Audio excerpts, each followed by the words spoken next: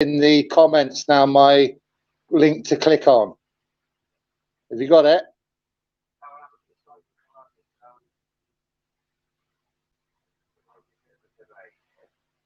Right, well, it's only just come up on mine, so it is definitely in there.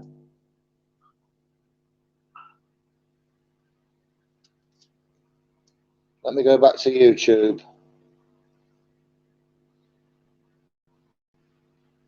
It says waiting for Robert Wild.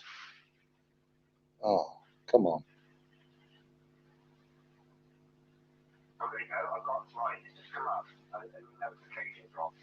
You've got it?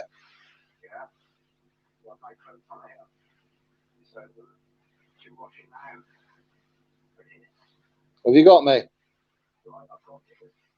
Brilliant. Let me just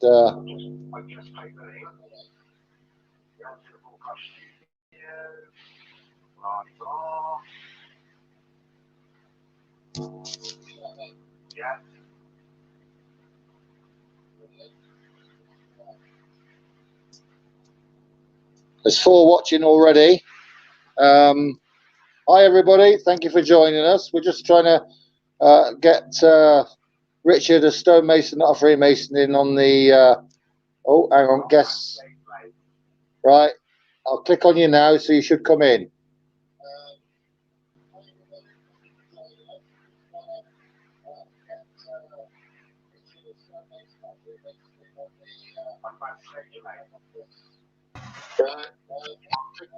You should be there now. Right. That's Right, I'm going to turn the phone off now because you're off. yeah.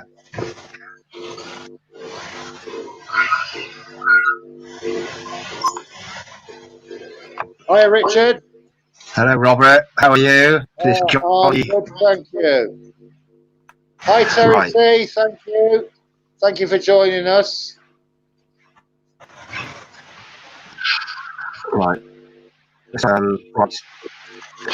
Have you got YouTube open, Rob? Have I got YouTube open? Yeah.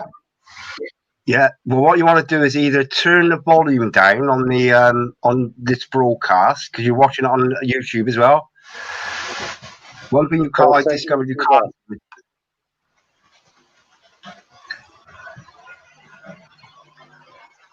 Right. So if I take my YouTube off, yeah. Yeah. Or just cut the that volume. Better. That's better. Yeah. Is that all right? Is that better? Yeah. It's yeah. Okay, we're cooking on gas. We're getting there. Yeah. Right. Hi, everybody. Just to let you know that David Yates is going to hopefully be joining us at some point this evening. He has got some family commitments tonight. His family have turned up, but he did say to me earlier that he's going to try and get in for about at least 20 minutes or whatever and have a chat with us. So fingers crossed for David Yates joining us. How are you, Richard? I'm fantastic, Rob. You're not lying to me, are you? I don't lie. I'm not allowed to lie, Rob. I know. Hey, ditto, yeah, my friend. Absolutely. I want to go to heaven, so I'll try anything to get to heaven. You know, changing the subject slightly, when I was at school, I remember saying you can't go to heaven in a Playtex bra because the Playtex bra won't stretch that far. How many other people remember that one? Yeah, I've never heard that one. You've not heard that one? No. Oh, that was one of the most popular at school. Yeah, yeah. You went to a special school, though, Rob, did you? I don't think so. It was a normal secondary school. If it was a state school, mate. Oh, if it's a state school, there ain't nothing normal about state school. Yeah. So there's a reverb going on now. It might actually be me because I've opened up. I've opened up YouTube so I can actually comment as well in the comment. So if I come back all nasty sounding, it's You because all I've got sound nasty, Richard. You're always nasty. Yeah, I was actually going to go barefaced today, but my hair is a mess. Stop making excuses. Stop making excuses. Right, let's turn that off a minute there. Right, I'm back on StreamYard now. Yeah, a lot of background noise there, Richard. You've got a lot going on in the background. Right. Is So that listen, better? Rich, it's quite an open chat tonight, isn't it? We're inviting anybody who's got any questions or anything they'd like to say to come on, put a question to us or ask us whatever they feel they want to talk about. Absolutely. It's Yeah. It's just a chat, really. It's, you know. Yeah. Well, we've already mentioned. I think we mentioned in the last one what the this whole agenda is about. It's about curtailing communication between individuals. So, you know, lockdown, isolation, shutting all the pubs, shutting all the community centres. It's an agenda that's just basically simply stopping us communicating. So it hasn't stopped me, but I know it hasn't stopped you. But I know it's hurt a lot of people. A lot of people have found it really, really, really difficult being on their own. So, you know, any opportunity, like I say, we're playing in the devil's pit. We're here on the internet, but you know, use it while it's here, I think. Yeah. So, the title of the this live chat was we're quoting Revelation 13, aren't we? We are indeed. Right. So, what have you got to say about particularly the book? I mean, we know what Revelation is. It's the talking about the last days. You know, leading up to the Battle of Armageddon. But what's your thought specifically on Revelation 13, Rich? Well, specifically, for the last 2 years plus, I have been almost daily touting Revelation 13, 16 to 18. Now, I'm using my Gideons here, and I think it's an NIV, New International Version. So it's a little bit different, but fundamentally means exactly the same. A dog named Boo, who. He also forced everyone, small and great, rich and poor, free and slave, to receive a mark on his right hand or on his forehead, so that no man could buy or sell. Or actually, it says in here, no one could buy or sell unless he has the mark, which is the name of the beast or the number of his name. It's called to wisdom. If anyone has insight, let him calculate the number of the beast. For it's a man's number. His number is 666. So the crux of the issue is what happens when those that haven't got whatever the mark is going to be. How are they going to survive food-wise? Yeah. Simple as that. It can be very worrying, aren't it? You know, because as humans, our natural instinct is to want to be able to survive. And, you know, people take desperate measures at desperate times. But what do you think? I mean, I know what I think, and I'm pretty sure what you're going to say to this. What do you think is the answer, you know, to getting through this difficult time? The answer to getting through this difficult time is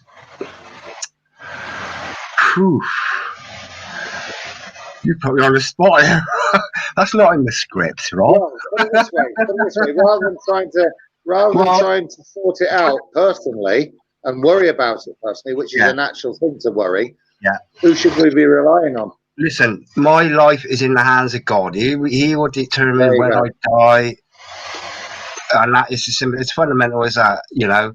I've done a bit of prepping. I've got stores of dried foods, beans and peas and lentils, and just, you know, a lot of people say boring stuff, but sorry, I couldn't resist that one. Lentils, there's a quote from the young ones. I couldn't resist that one. Are the lentils cooked? That's Neil, yeah. Oh, lentils. Yeah, I've got that sort of thing, but I'm not scared of dying. In fact, death to me would be a blessing, really. But I don't want to die now. I want to keep going until the end of the world is actually here. But you know, if I die of starvation, I'd rather die of starvation than die of nation. What did you say? Well, we'll call it damnation. Oh, damnation. Yeah, I'd rather die of starvation. And we know what the damnation is. It's taking the mark of the beast. Something to do with the right hand, maybe, or the forehead. It's something like that. Yeah, the mark in the right hand. I mean, what sort of things do they put in the right hands? They do it in Silicon Valley. It's the chip, the potato chip. Yeah, exactly. As in fish and chips. Yeah. The Americans won't understand that because a chip is a crisp to them, and a crisp is a chip. That's right. Yeah. Well, apologies to everybody in America who might be watching. Yeah. For some reason, chips. It's not fries. They're French fries. Yeah. So I mean, Rob and me had for those listening. Rob and me had a little conversation earlier on. I was actually on my allotment, and Rob threatened to come down and steal my food. And I said, no, you don't just ask for it. You can't. You're a man of God. You promised me, you said, I will not say anything about you coming to my allotment and stealing my food. Oh, did I say that? I haven't got the script, Rob. No, I'm making it up as I go along. I had to burn the script to keep warm in this perishing time. Private chat. Hey. David Yates is in the chat. Is he? Oh, David right. Yates. Okay. Well, he needs to click on the link so we can invite him in. Are you in, David? There he is. Get him to click on that link right at the top of the StreamYard page. There's a link, David. Robert Wild's link, https streamyard.com. If you click that, it will take you to. Hello, Christopher. Oh, I think he's done it. I think he's done it. Yeah, here we go. Waiting in the wings. He's joining us. There he is. Hello, David. How are you doing, my friend? He is to save the day. Hi, David. Good on you. How's the family, Dave? You're very quiet, Dave. Right, so what do I do? How do I get the sound? That's it. You've got it. Spot on, Dave. Yeah. No, it's gone off again. It's gone quiet again. Whatever you just did.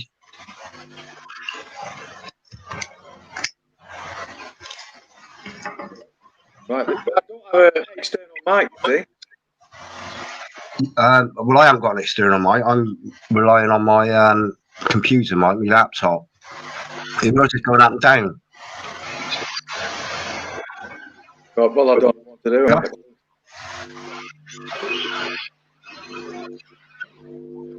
Get chatting when I have a fiddle about. You have a fiddle around. Maybe you got maybe it's something to do with the earpiece. Try it with.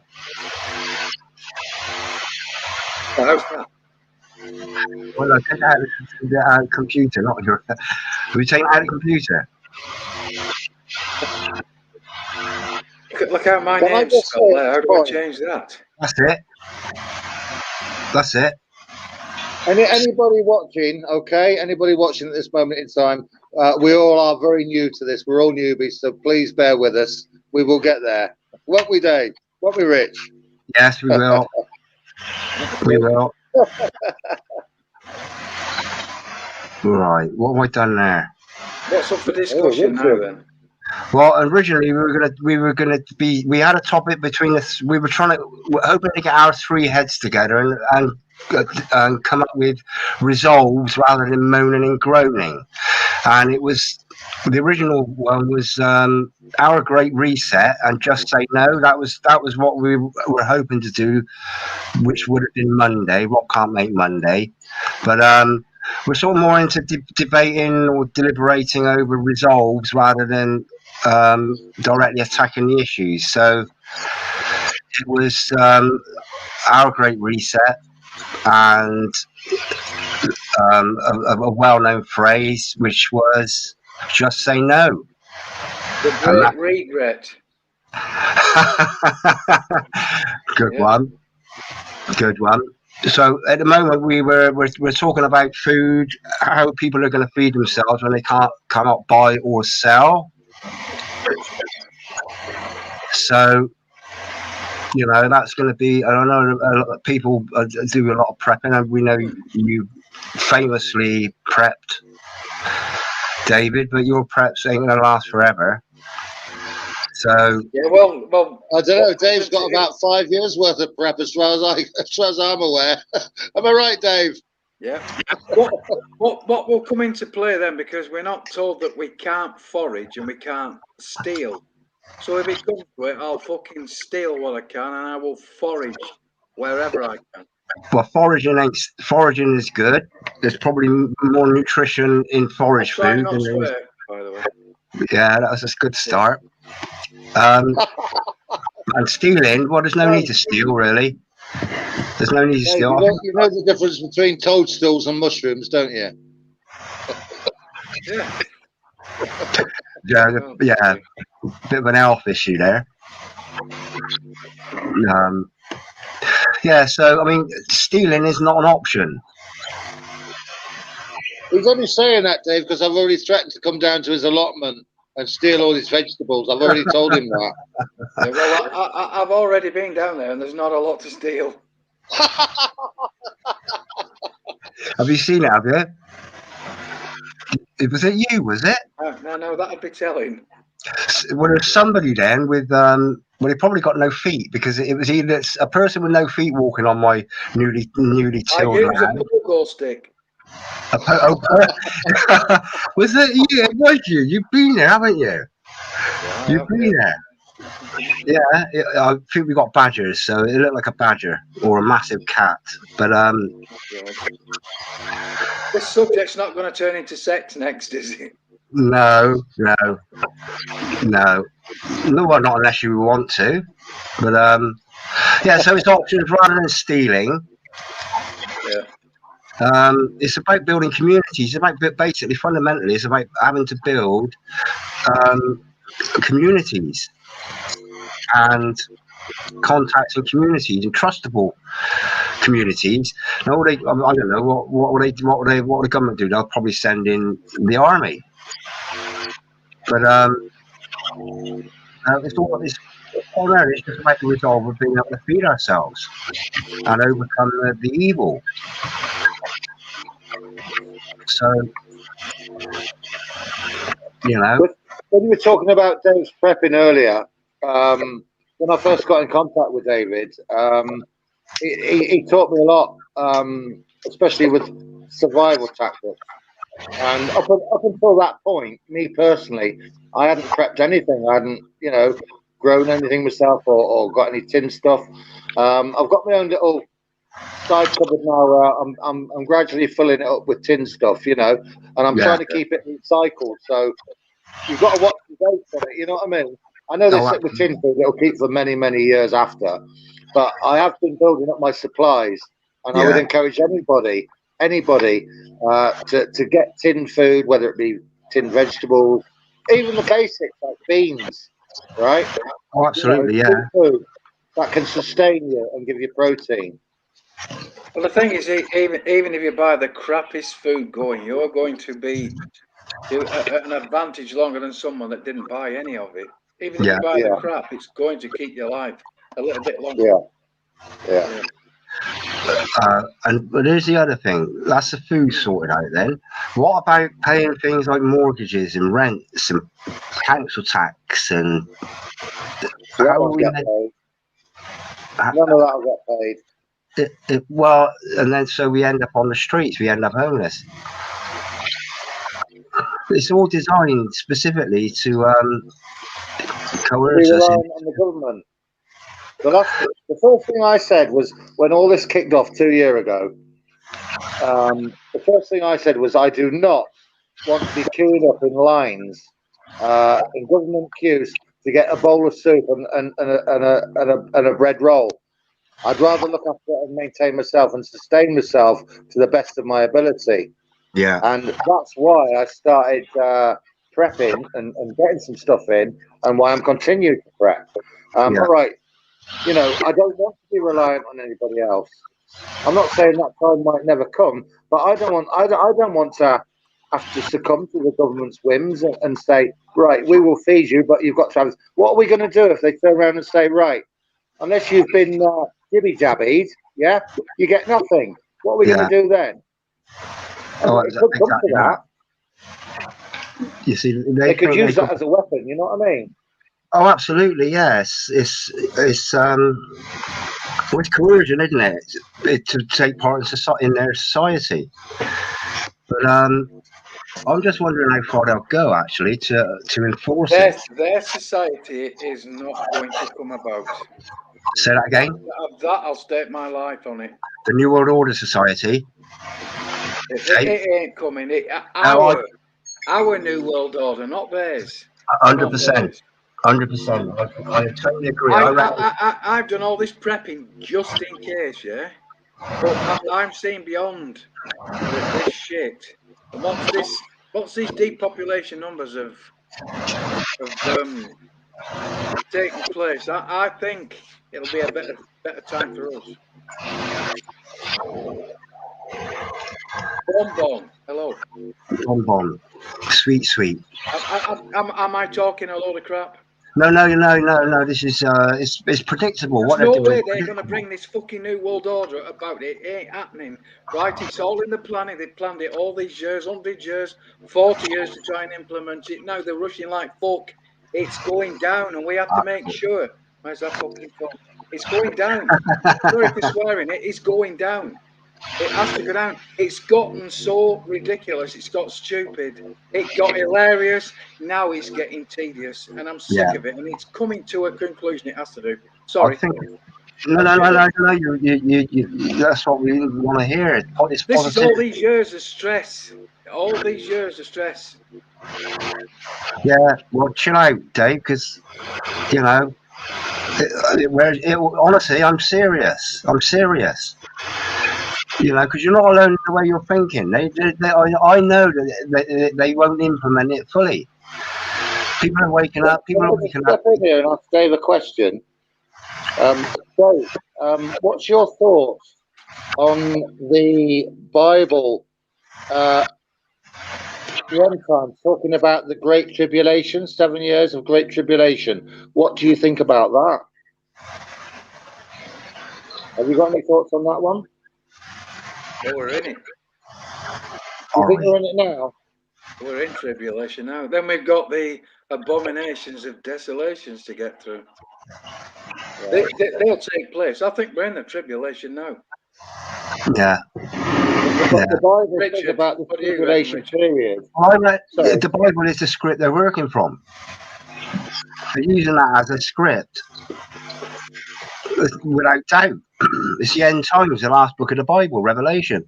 The mark of the beast. You cannot buy or sell. They've already done it with diapers and now there'll be the digital wallet. It's all moving. Rich, there's a lot of background noise on your voice. When you're talking. There's a lot of background noise coming up behind it. Have you got YouTube still on? No, I'm out of that. Right. I'm out of that. It's just a weird noise coming up every time when you finish talking. Yeah. Have you got the washing machine on? That's what it sounds like. Debbie said someone's got the washing machine on. I do my washing down the river. I'm not prepared. I'm not relying on electricity. I am now, obviously, but I'm prepared to go without electricity. I'm prepared to live in the woods. That's as far as my prepping is going. So I'm prepared for the worst, and the worst is whatever we can really think of.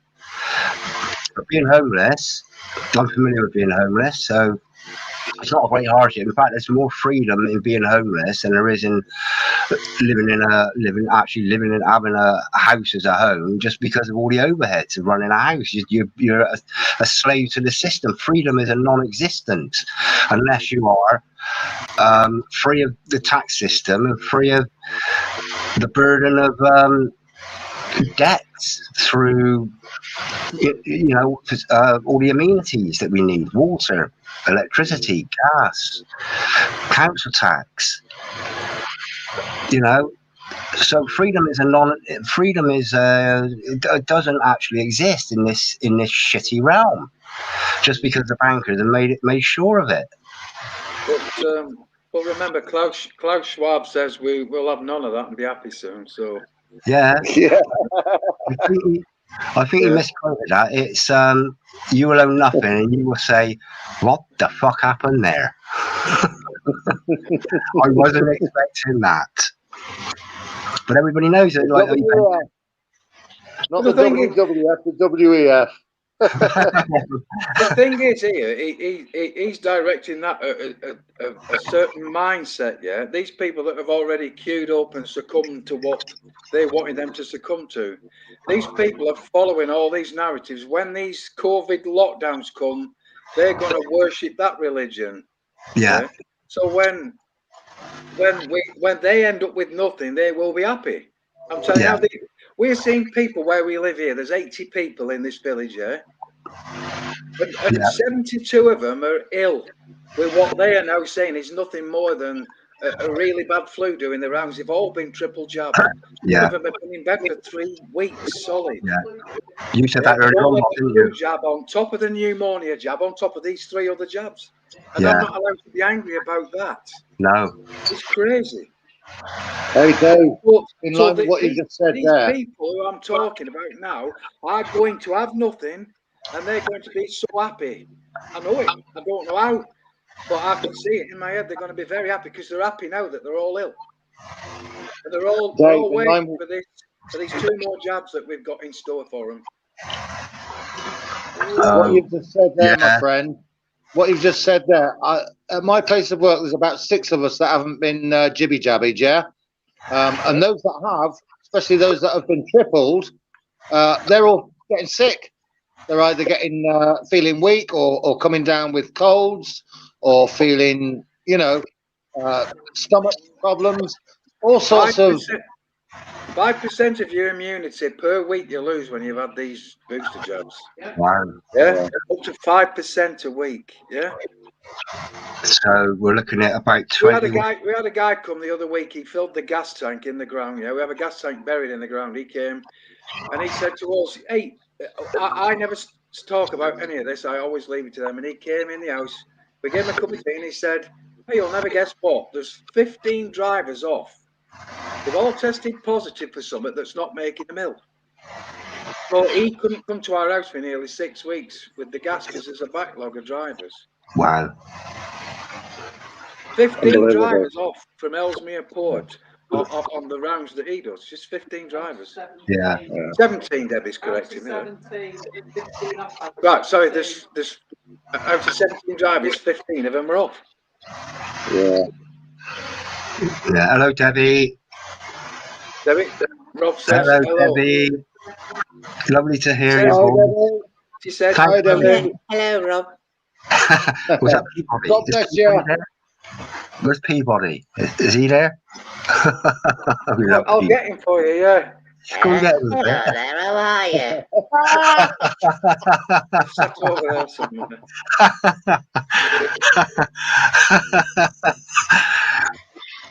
Yeah. Hello.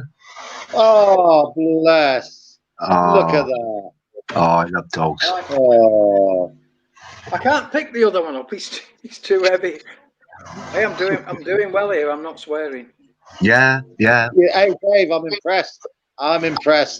Me and Richard were laughing about this earlier before we came on, saying about. I just get so angry about it all. People are so blasé about it. People who are doing videos like we're doing make light of it, and there's nothing light about any of it. It's a joke. No. Dark. We're talking dark. This is cruelty.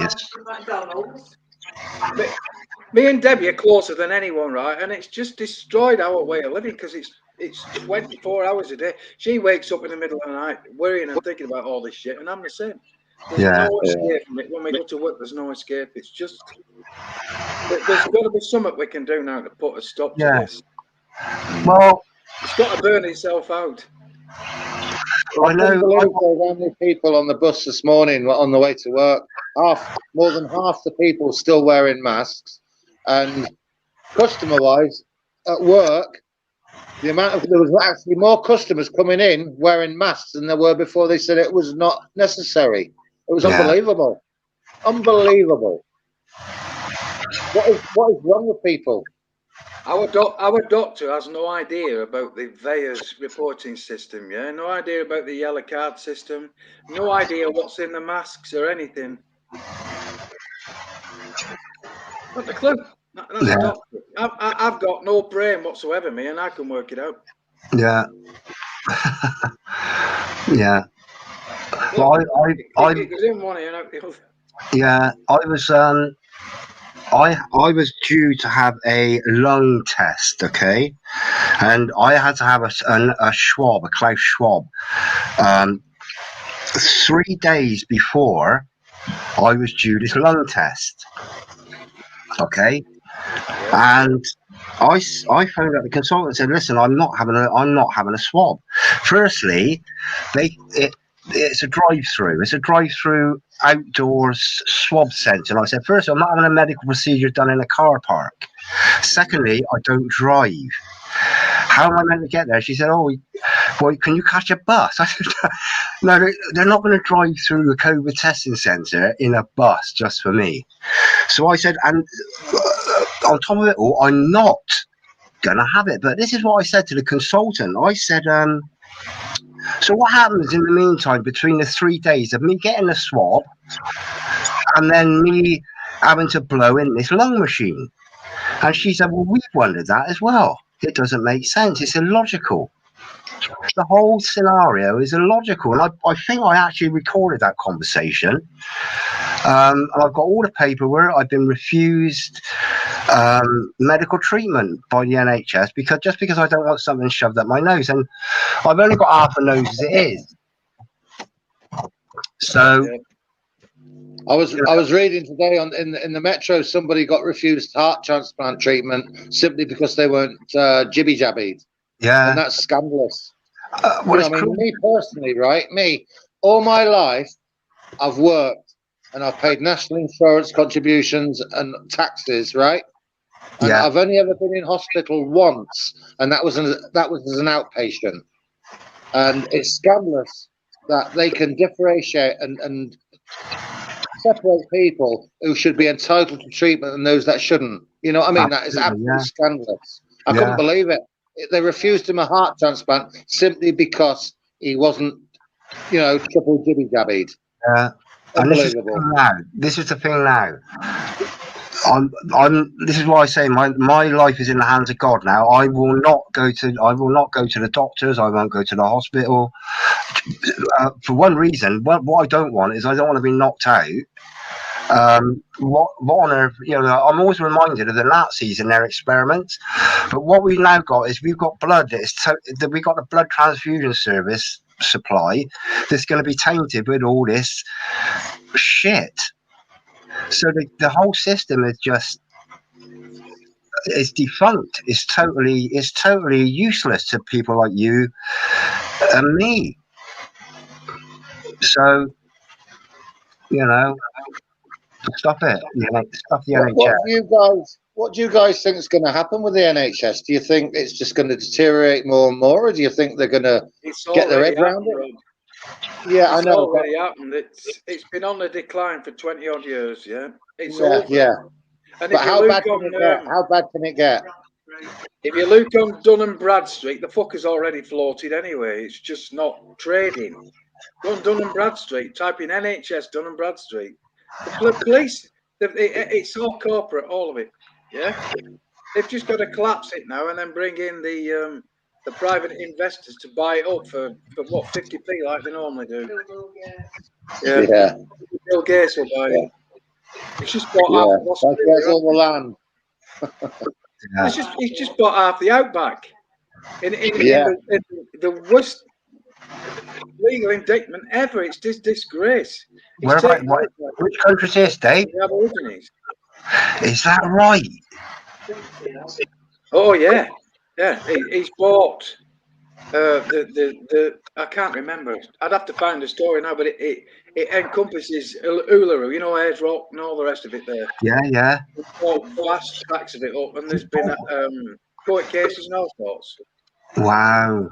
And the Australian government have allowed this takeover. How can you buy sacred land from? It's ludicrous. Well, we've been quite lucky in this country, really. Up till now, haven't we? We've been quite lucky over here compared to the other countries. And look, people can't see it. He's got his finger in the BBC. He's got his finger in the college in London.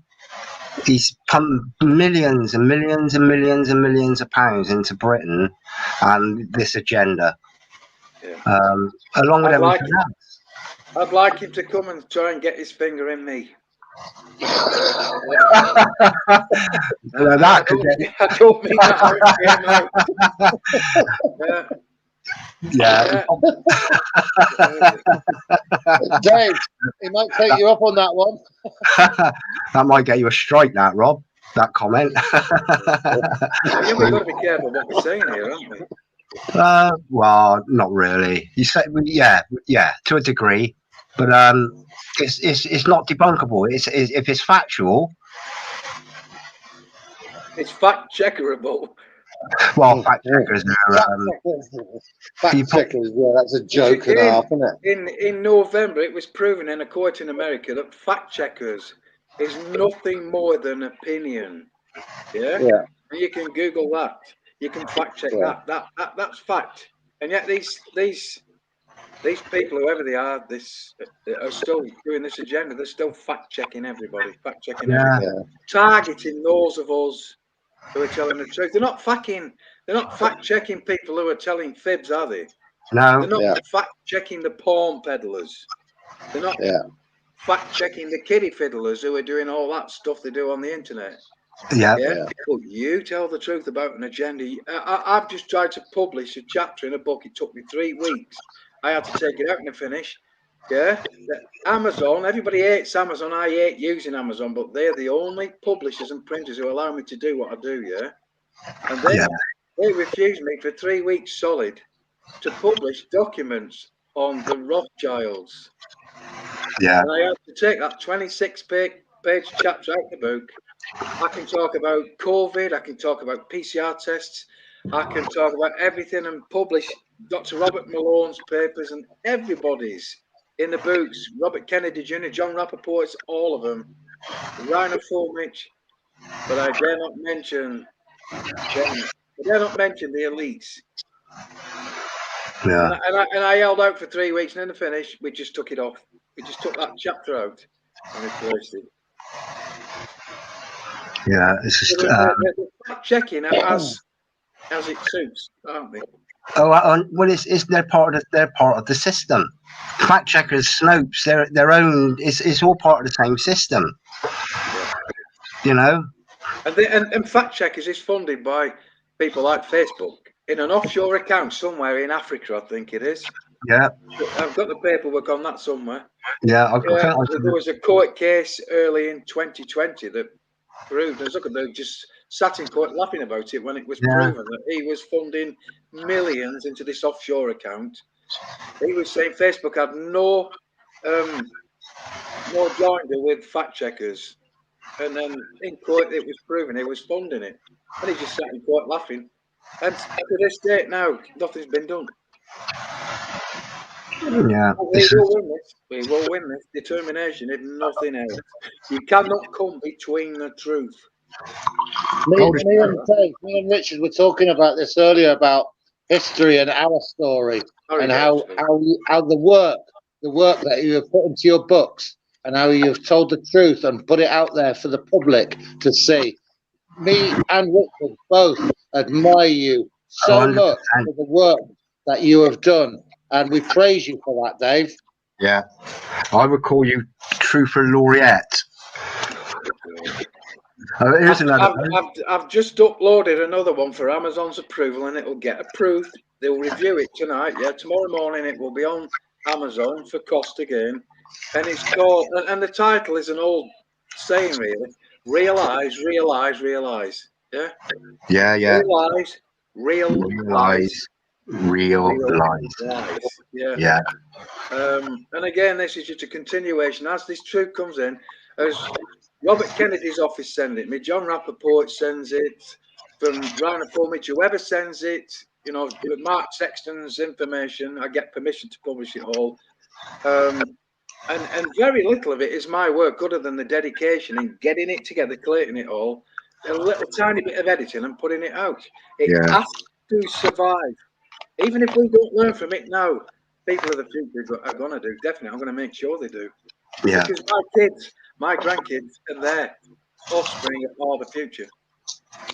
Absolutely. Excuse me, I'm just going to disappear to the toilet for 30 seconds. I'm busting. I'll come back in a sec. 30 seconds? Yeah. Ooh. 10 seconds? Are you going for sex or a pee? Oh God! Right, he's gone. Call him rotten now. Should we say something to get him a strike? Yeah. Nah. Let's talk about chemtrails. You see, I had a thought today about, you know, these banners, these information banners they put under videos. Yep. They moved from Wikipedia to Encyclopedia Britannica, didn't they? At a certain point, I reckon, David, they should reference. You must have covered absolutely every conspiracy there is. So why aren't your banners put under there? As they are, they're based solely on truth and fact, observable scientific facts. So that's I just had that thought today. I thought, right, because I thought of Truther Laureate. I don't know where that comes from, but the other one, you should get the Nobel Truth Prize. That's something they should. These facts. Was that good for you, Rob? Did you wash your hands? I feel much better now. Show me your fingers. Show me your fingers. You got there. Who are you talking to there? Bill Gates?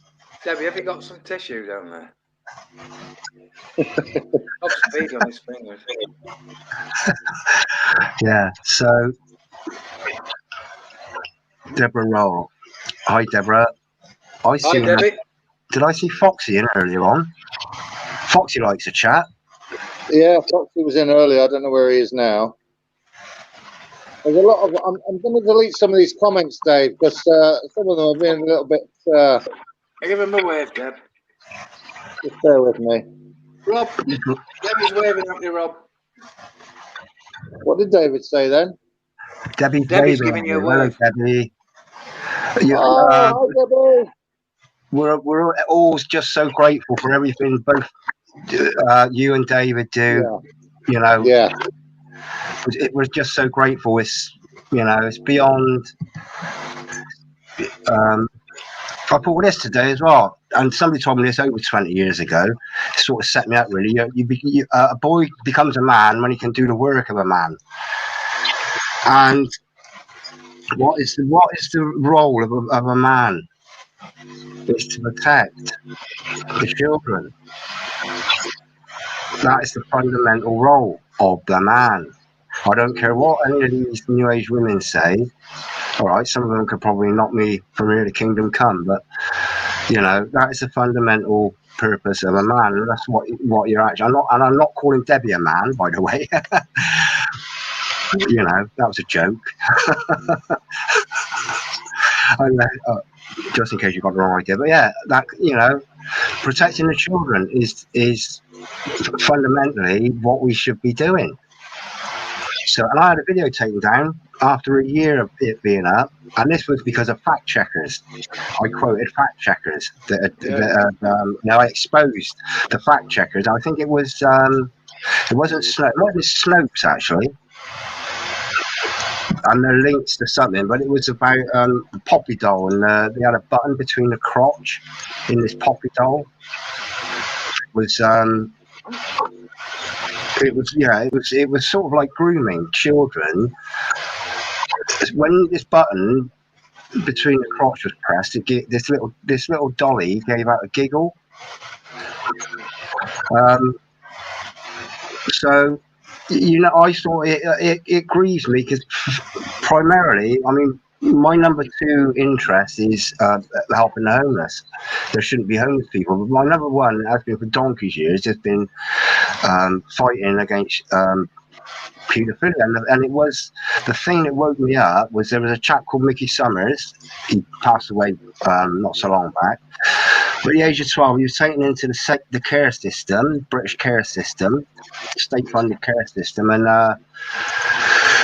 because he was a truant from school, because he was getting abused at school, and he was raped on his way to these care homes, just not far from here, in Langport, Brooklands, remand home. But this guy spent 60 years of his life, 55 years of his life, fighting the system. The police shut him down. They didn't lose his files because they actually turned up, but they were hiding his files. And the whole system had just closed in on him. So my priority is always has. I mean, I was groomed at school by Charles Napier. Now he disappeared for 3 years, and he was jailed for 14 years about 4 or 5 years ago for paedophilia. And the Paedophile Information Exchange used to be a political party back in the late 70s. Paedophile Information Exchange. They were canvassing to lower the age of sexual consent to 5 years old. Well, you know, but a lot of people were woken up by 9/11. A lot of people have been woken up by all sorts of things. But it was just understanding that paedophilia is wiping the whole system. So, you know, like anybody, I would give my life to protect children. So, you know, we know what the system's like. Theresa May losing those 114 documents. Margaret Thatcher producing 70-year blocks on exposure of information on paedophiles in power in Westminster, etc. Straw man, do some videos. Well, sorry, Richard. Straw man. There's a guy popped in the chat thing saying he films chemtrails or something. I show everyone chemtrails every day. Now they notice it. Yeah. I was just appreciating his comment. Yeah. So. Hey, Richard. Can I ask you what you think of this cloud? What cloud? This cloud that they're sending the information to, that they're going to try and hardwire us to. I believe that the cloud is the cloud. This shit, this spray. Yeah. Because this stuff interacts with the Wi-Fi, and it is now ingested systemically into every part of our being, from the pineal gland into the bones and marrow of the lot. Absolutely, yeah. We are nanoparticulate rich. We're more rich in that than any nutrient we could ever take. Absolutely, yeah. And believe me and Debbie take the best nutrients we can get. Magnesium, selenium, you name it, we take the lot. Yeah. And we are more rich in this shit they're spraying on us now, and they're shit in the food and everything. Yeah. But this nanoparticulate shit is also up there in this shroud. Oh, of course. I think when they talk about connecting us all to the cloud and sending everything to the cloud, which just happens to go so it's not under contract or under patent, yeah? Yeah. Not protected when it's up there, is it? Is this? Do you think that this cloud? Could I be right in assuming that this cloud they talk about is the shit, the nanoparticulate shit? I hadn't thought of that, but that logically that makes in plain sight, isn't it? Everything's in plain sight. It's In how they plain do it. sight. It's how they bamboozle us, isn't it? Absolutely, yeah. If you want to Well, fool a that's fool, how they tell work. it the truth. They've got to show the truth. They have to, you know, the powers that be have to reveal the truth for those You know why I that don't think that even is, Rob? recognise it. Do you know Sorry? why I think that is? Because I think that if they told us lies, we'd suss the lies out. So they put the truth in plain sight to bamboozle us. And no one wants to believe any of the truth because we prove that. It happens to me and Debbie every minute of every day. No one wants to believe a word we tell them. Now, you must have heard of implied consent. If you are told something and you do not object to it, you don't say I do not consent. That is classed as you have consented to it, implied consent. So if you don't object to something, then if you look in Black's Law Dictionary, it's all in there about silence and the penalties for silence. And this masking is silencing people because they're consenting to be silenced. Absolutely, which is where the just say no. You quoted it. I just watched you. Well, you both quoted just say no, but just say no goes back to Grange Hill. That was the just say no. I think that's where that stemmed from, back in the 80s. So, but that was the title. The title of Zamo. That was him. That was him. Yeah, just say no, and that was doing around a little bit, but you know, it needs that's what it needs. It just people need to. I do not consent, and that's the end of it. So, yeah. So this is why they have to let us know. See if I can post this in the chat. You might have to go on. You have to do it on the YouTube chat, David, because I don't think you can't do it in the StreamYard chat. You're actually putting it in private chat. Are you there, Fox? Foxy. Are you there, Fox? Foxy, come on in. Can you put up? Can you throw the link in again, Rob? Yeah, just 1 second. Well, if they scroll right down on the chat, it's right at the top of the chat. My link. Yeah, but it might have changed. Just check, see if it's the same, because I think they do change. Right. Okay. Because there's a timer on them. I think David's gone. He's obviously clicked out of StreamYard and clicked into. Well, I'm not saying obviously. A dog named Boo. Boo-hoo. Imperialist, Stimpy, hello, my friend. Yeah, man. Foxy, do you fancy coming on?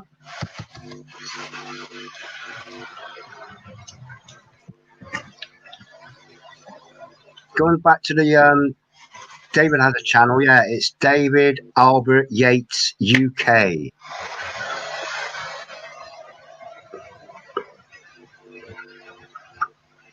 Yeah, if you go right down, if you scroll right down to the top of the chat on the StreamYard, that link is right at the top. Is it the same link? Anybody who wants to come in, just click on that link. At the top of the chat? Yeah, right at the top. Is it the same? Is it the same link though, Rob? Right. Do you want me to go back to YouTube and double check?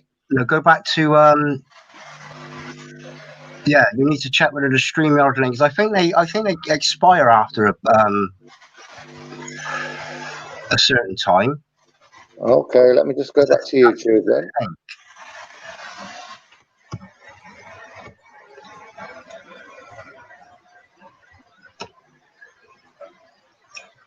Yeah.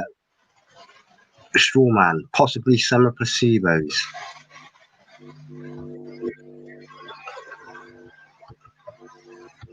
Yeah. Just out of interest, this I did watch a parliamentary petitions debate yesterday. There were about 200,000 petitionees that were calling for the government to halt this mandatory vax agenda for NHS workers. So that will actually go to vote. And I think is it April the 1st is the deadline?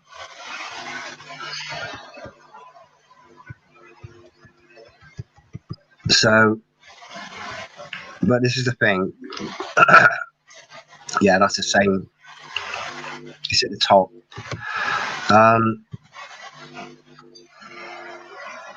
Yeah, but the NHS is done. And here's the thing: I don't know when it happened, but they turned the NHS into trusts. When it happened, I don't know. But if you've got to enforce certain things, such as MPs calling each other my right honourable friend or my right honourable colleague, if you tell a lie long enough, often enough, and it becomes true. That's what they've done with this right honourable friend, because there isn't one honourable member in Parliament, not at all. I think David's. Well, I don't know. You'll have to ask him. Why have all politicians got a pass from the jab? Because they know why. Exactly. Mind you, the Bible does say, Revelation. He also forced. Oh, Rick. He also forced. Got a message off David on my phone. It says we have a generator gone down.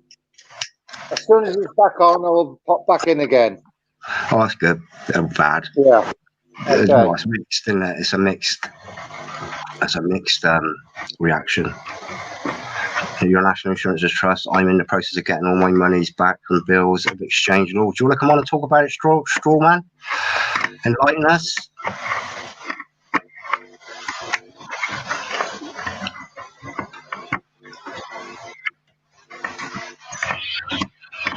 Yeah. So, the resolve is just carry on as normal, really, as we have done for the last 2 years. Have you had any time off work? Has your workplace been shut down, Rob, at all? Only during the normal lockdowns. No other time than that. Yeah. So hopefully that's the end of it. Even when we were in lockdown, we still had like the click and collect service, for them that wanted to place orders, type of thing. Yeah, and I've got to ask myself why out of all the countries in the world is Great Britain one of the only ones? Why is there such a difference between Australia, Canada? They're the same. Australia, Canada, Austria, America aren't quite as bad as Canada and Australia, but in Great Britain, we're free. What is the agenda behind that? Do you think? What's the reason? It's weird, isn't it? It is weird, isn't it? Yeah. I mean, we're one of the most freest countries at the moment in all of Europe. Absolutely, yeah. Like you said, what's going on around in Canada, France, Germany, Australia? It's unbelievable. I don't know where. It's weird. I can't put my finger on that. I'm actually quite surprised how it's worked out. Surprised? I'm baffled, really. I'm not surprised. I'm baffled, and in eager anticipation of what is gonna come next. Here's another thing. How come all these variants happen across the world at the same time? How come these variants all of a sudden decide to evolve into something else at the same time? Well, all the governments are united in their efforts, wasn't it? This was a united effort. It's like the space thing.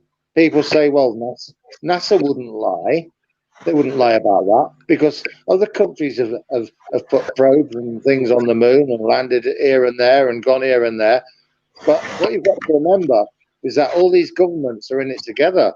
Oh, well, 100%. They're all on it together. Absolutely. Yeah. For we wrestle not against flesh and blood, but against principalities.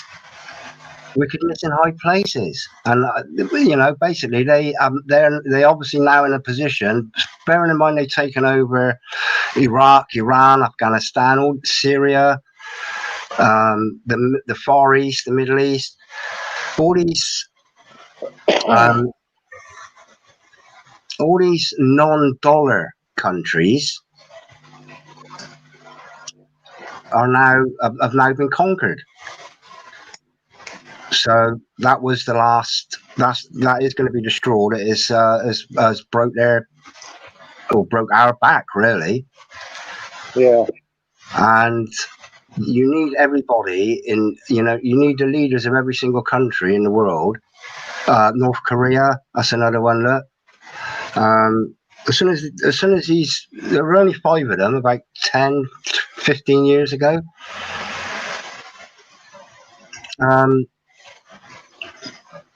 They're all on board now. They've been infiltrated by what are they? The Freemasons. I'm just going to stop you there because there's a few people online here on the comments asking where David's gone. So just to enlighten everybody, he says he's going to come back in a moment. He's had a power outage or something, so he's going to hopefully get back to us as soon as he can. Sorry, Richard, carry on. No. I've forgotten what I was on about now. Oh dear, sorry. I know what it was about, but yeah, it's about conquering the world. It's about conquering the world. You know, so Bill Gates is owning all the land. You know, he's got his finger probably in every single government in one way or another. So, you know, now's the time they're kicking in. 2020, perfect vision. That was it. Yeah. Agenda 21. We've known about Agenda 21 for 10 years at least. Yeah. You know, so it doesn't take much to put 2 and 2 together and think, right, 2020, the all-seeing eyes, perfect vision. Something big has got to happen, and on the cusp of 2020, they made their move and shut the world down. What makes me laugh is they always reveal what they're going to do before they do it. And like Event 201, 2 months, 3 months, possibly even 4 months before it happened. September the 18th was 20. Was it 2019? Yeah, it was, wasn't it? September the 18th, 2019. Yeah. Coincidence.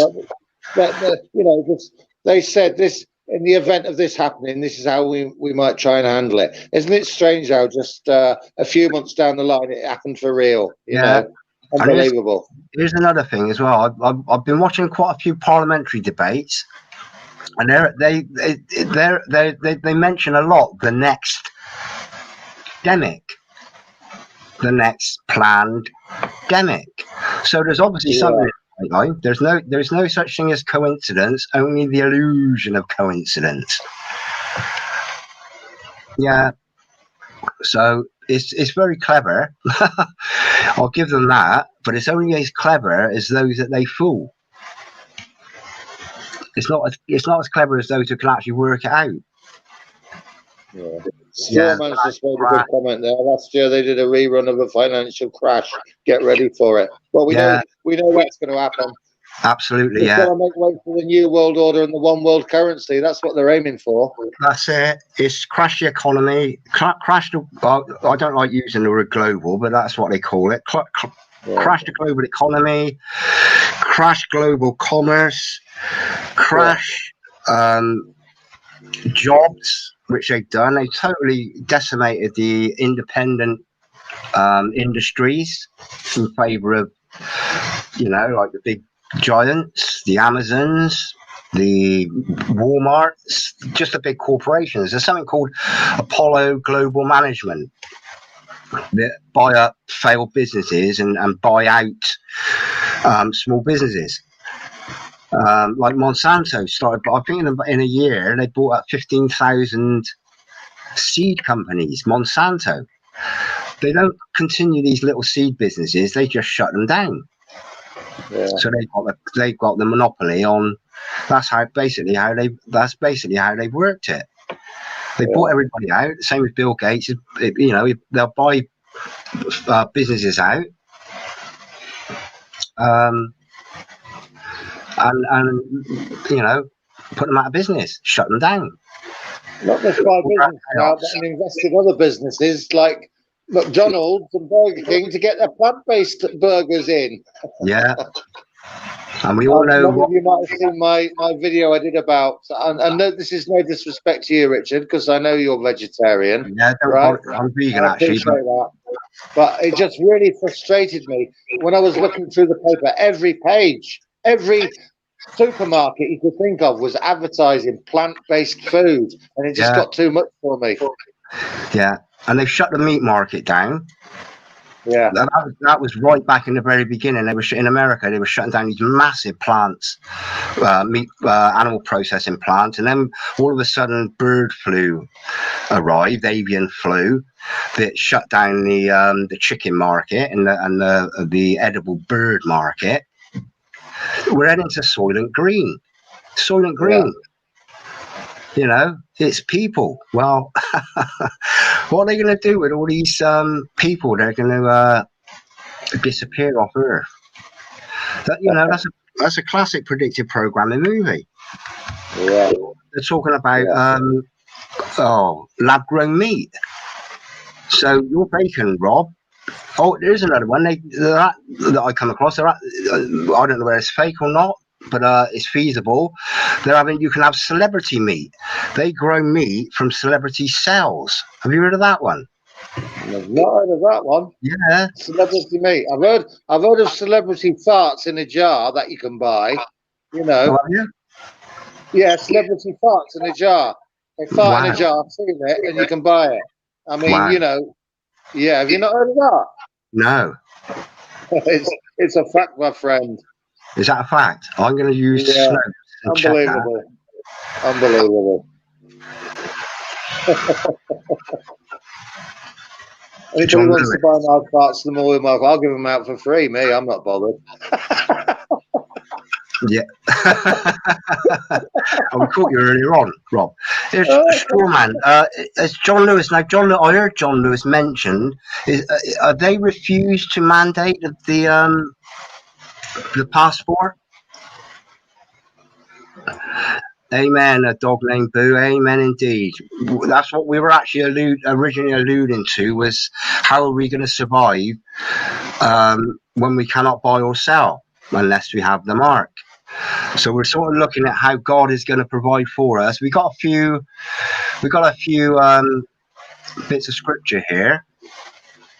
It'll take me a little bit of a while to get through, but originally that was what we were going to address, was how are we going to survive when we cannot buy and sell. People worry, don't they, Rich? People always say, well, if I don't take the mark, how am I possibly going to survive if I don't take the mark? And there is some great Bible evidence to show that if you put your trust in him, in God, in Jesus, he will provide. He won't 100%. Give you what you want. He won't give you what you want, but he will provide and give you your needs for that day. Absolutely. So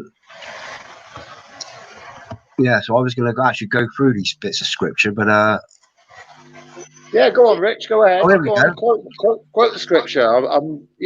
Please. Yeah, well, I've got a whole chapter and verses open. So Luke 2.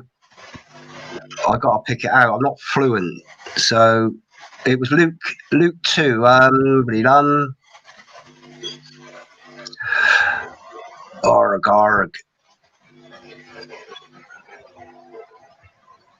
Oh, where was it?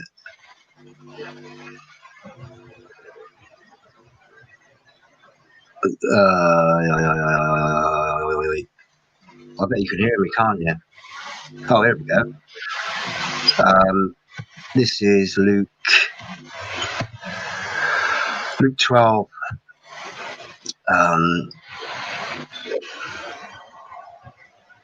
This is it. Luke 12. Let's go from 22. And he said let's go from 21. So he that layeth up treasure for himself and is not rich toward God. No, I shouldn't have started there. And he said unto his disciples, therefore I say unto you, take no thought for your life, what ye shall eat. Take no thought for your life, what ye shall eat, neither for the body, what ye shall put on. The life is more than meat, and the body is more than raiment.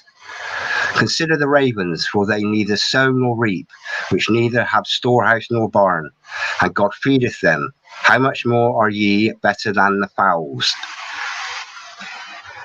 And which we know what that's saying, don't we, Rich? Well, we do, you know. That's, yeah. And even if we could, I mean, this is the thing. And I've been, since I found this out, I've been quoting this to everybody. I quoted it today to my allotment neighbour about vitamin C. Now, there's more vitamin C in a pound of stinging nettles than there is in a pound of oranges. Now, not a lot of people know that, and I was on about her children. They got 3 wonderful children that help out on this allotment, and it really made my day when they moved in, and the whole family were actually working this allotment. So we got on to child education when I was at school, and we used to have things like rural science, which is basically we were given like a few square meters to grow stuff at the age of, you know, up to the age of 16 was an option. From 11 to 16, we were taught rural science, how to grow food. They don't teach that anymore, apparently. And we used to go out rambling in primary school up to the age of 11. We used to, once a week, we used to go out rambling as a class, learning about the flora and the fauna, not so much what was edible back then, but just having an introduction to nature. They don't do that anymore. Yeah. You know, but she was absolutely gobsmacked that you know, stinging nettles and the benefits of dandelion. These are all free. And she said to me, Lisa, she said to me when I mentioned about dandelions, the benefit of dandelions, the whole plant is edible. And she said to me, you know what, one of her sons had warts on his hands, okay, and a lot of warts.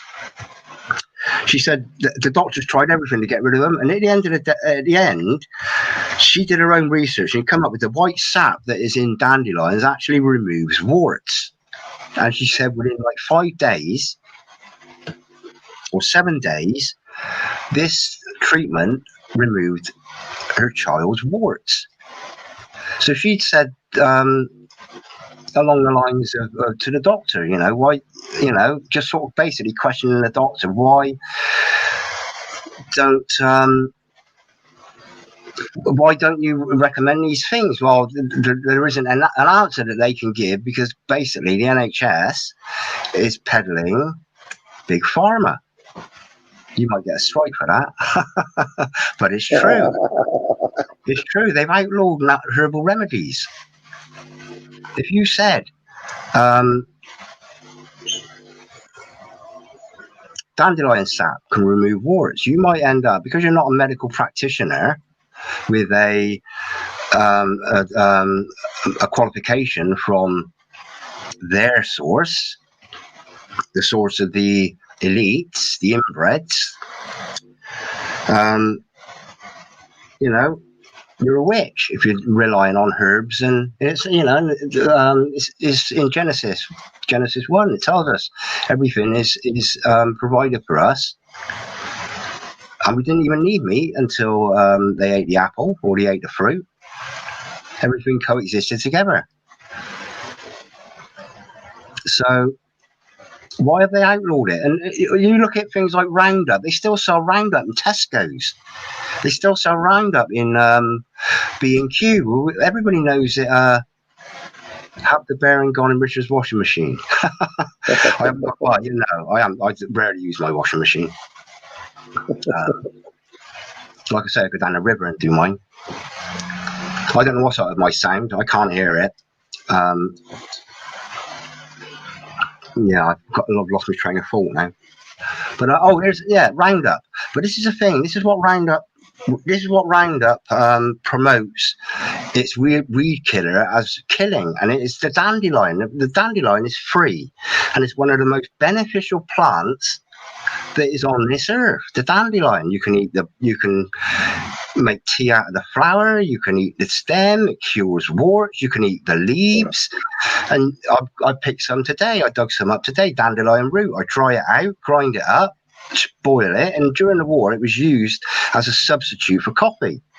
Now it doesn't actually taste anything like coffee.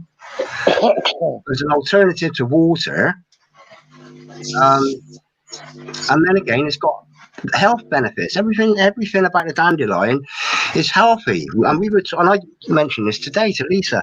I said, and we were brought up we were taught that if you touch the white sap of dandelions, you will wet the bed. That was a thing we were taught. Yeah. Can you remember that? I always got taught that as a kid. If you put dandelions to wet the bed, yeah. Yeah. And it's totally the opposite. It's like, you know, and this is another thing I said. And I did get biblical. Okay, I did get godly. And do you think that saying about picking dandelions to wet the bed was done deliberately to stop people looking into dandelions and using them? It's the only explanation that there is to outlaw the dandelion. To outlaw the dandelion, one of the most and the same as stinging nettles. It's classed as a weed.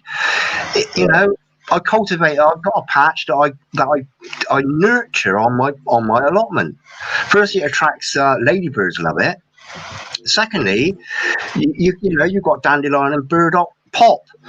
You can make tea out of the leaves, and like I said, it's got more vitamin C in it. And wine, dandelion wine. Dandelion wine. Yeah. You know, so why is nettle wine? Nettle wine. Nettle I wine. know several people make nettle wine. Yeah. Yeah. You know, why doesn't the government turn around and say, now, if I was in power, I would turn around I would make it a law that the BBC promoted. Well, I couldn't make it law, but I would say, listen, you do this. You tell this country the benefits of dandelions, of all these herbs that you can forage. And then the first thing I would do is I would ban Roundup. Why haven't they banned Roundup? I'll tell you, because it gets rid of free food and free health. Why did it come out the sun? Well, it's free health. It's free nutrition. Yeah. Potential. Talking about medicinal values on all these herbs and these plants, I'm a great believer that we don't know half of what these plants can actually do, especially garlic. Now, I do like garlic in all my food. I like garlic in everything. I'd have garlic and beans on toast if I could. Yeah, well, you that very much, but that's beside the point. But I do love garlic, and it's so healthy, so beneficial. Yeah, I do still believe that there's a lot of things we don't know about these herbs and these plants that can benefit us. They're hiding it from us. Let me tell you that. Now, funny enough, you should mention garlic, because apart from that, and rhubarb's come up. So if you're desperate for rhubarb and garlic, Rob, but they only went in a few months ago. If you're desperate for rhubarb and garlic, now is the time to come down and steal. But you won't be stealing. I'll invite you down. I would never steal from you, Richard. I'd come and ask you.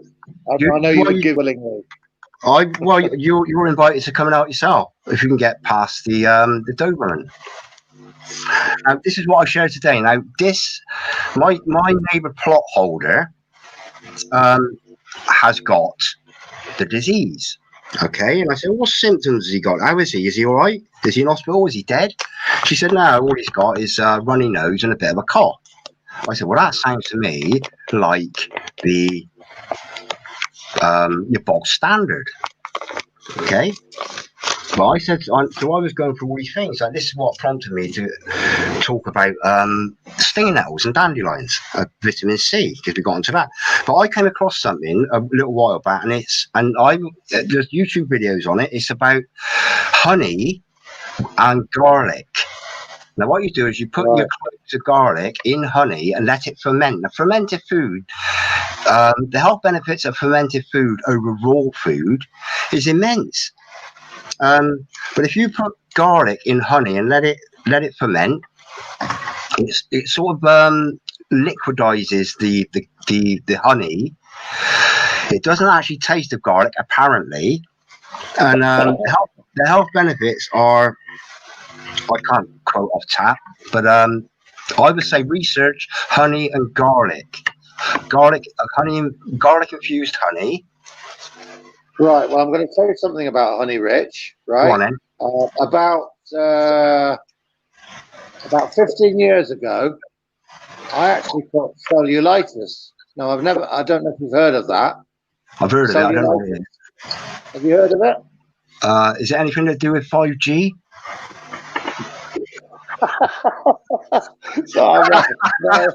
No, it could be, but no, it's not.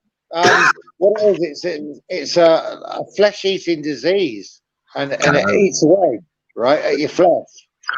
Now, I don't know how I got it. I could have trod on something, or I mean, when I went to the doctors, I actually got misdiagnosed. That's what I'm looking for, because my leg coming out in a purple rash, and the doctor put it down to like flu symptoms and all that type of thing. And this was like on the Friday. Yeah. And by the end of Sunday, I was in agony. My leg had swollen up. I went back to the doctors on Monday, and as soon as the doctor saw it, he said, "That's cellulitis." Now, what it is, it's a flesh-eating thing. And they had, where the honey bit comes in, he said, "We've got a new treatment just come out, and it's honey-based." And I thought, oh, well, that's got to be good, knowing what the Bible says about honey and everything. Oh, what does it say about honey? What does the Bible say about honey? No, you carry on with your story. I'll look it up a minute. Oh, right, okay. I've forgotten the point of thought now. Yeah, anyway, this new treatment had come out, and it was honey-based, obviously antibiotics as well. Yeah. What they did, I had to go to the doctors like 3 times a week to have my dressings changed because my leg was weeping and all that. I've never known pain like it, Rich. Okay, I've never known pain like it. It was awful. And I even said to the doctor, I said, in the olden days, something like this, I said, what would they have done? And they said, oh, you'd have either died or you'd have been amputated. You'd have had your leg amputated. So, friggin' hell. So I don't know to this day, how I got it. But anyway, this treatment, it took about 2 months, and it healed up really well. But I had a hole near my ankle, the size of a golf ball. You could fit a golf ball into it. Oh. Now, it wasn't bleeding or anything. It was just like a hole. It was weird. But it eats up. And the other treatment they would have used, if that hadn't worked, they'd have put maggots onto the wound to eat the dead flesh. But it didn't need to come to that. So, what I'm basically saying is honey, the properties of honey, as with garlic, are absolutely phenomenal. Yeah. That's another story anyway. Yeah. Well, that was about 15 years ago. Yeah. Well, you actually talking about flesh-eating disease. Now, I've had skin cancer, and it sort of came back. But I was refused, just because the NHS basically shut down unless you had this disease. I actually redeveloped it quite severe. Now I've got. This is why I haven't got my face on this little blob here on this screen. It's a face of radio I've got, and I've got this hole on my nose now. It's growing quite a lot, day by day. Right. So, and you mentioning that, I'm just wondering if possibly that's what I've got. But yeah, No, you'd know if you had cellulitis is totally different. It's not related to what your complaint is. Honestly, it's weird. I couldn't walk. I was in so much pain. I've never known pain like it. It was that bad. I wouldn't have wished it on the worst enemy. Yeah. Anybody who's looking in who's heard of cellulitis, put your comments on if you know anybody who's had it, because it's not nice. And I was just so glad that it healed up, and it's healed up nicely. I've still got the scars, the scars are there, but I haven't got a hole in my ankle anymore. Oh. So what actually causes that then, Rob? Well, the doctor said, he said, have you stood on a rusty nail, or have you had any has bacteria entered your body, in any way? And I said, not that I'm aware of. I said, I really don't know. And it was one of those things. But they treated it with this new treatment, this honey treatment, and antibiotics, and it worked really well. Yeah. It still took about 2 months to heal up, though. Yeah. I was off work for about 4 months with it. Wow. Yeah, it was nasty, really nasty. Yeah. So, we haven't evolved very well, have we, from monkeys? If you believe that. Well, we don't believe in evolution, do we? Not at all. Oh, Christopher Kerr's just come up with a comment there. Any natural cures for warts or verrucas? Yes. Yes, I meant Christopher. I was on my allotment today, and I got the neighbour. I got onto talking about the health benefits of dandelion and stinging nettles. And she told me that one of her young sons had warts on his hands, lots of warts. Now, I think I got a memory of when I was at school, we had a classmate had lots of warts on his hands, and he was ridiculed, or this lady's son today, her son's been bullied and ridiculed because of these warts, and the doctor they tried all sorts, and what she eventually did was she took the sap out of dandelions, the white sap, and she put it on these warts. Now the warts, not very long, they turn black, the skin turned black, and eventually they just all disappear. So look at Christopher, if you look up warts and dandelion, I'm quite sure you might find that this is an ancient remedy. I've got a testimony today, funny enough, that it actually works. So yeah. Oh, Rich.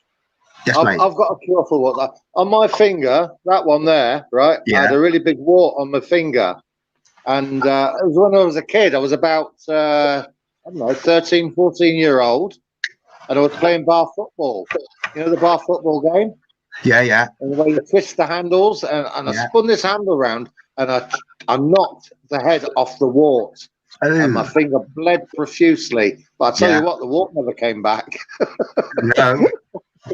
Did it end up in the back of the net? No, it didn't end up in the back of the net. Just knocked the wart off. Yeah, but Christopher, just do a bit of scanning around. Dandelions, warts, removal. Something very, very simple. Very simple. I don't know if there's any truth in this as well. My mother said to me, she said, the red matches, the red-headed matches. Yeah. If you wet that and rub the red head onto the wart, that cures it. But I don't know if there's any truth in that. Yeah,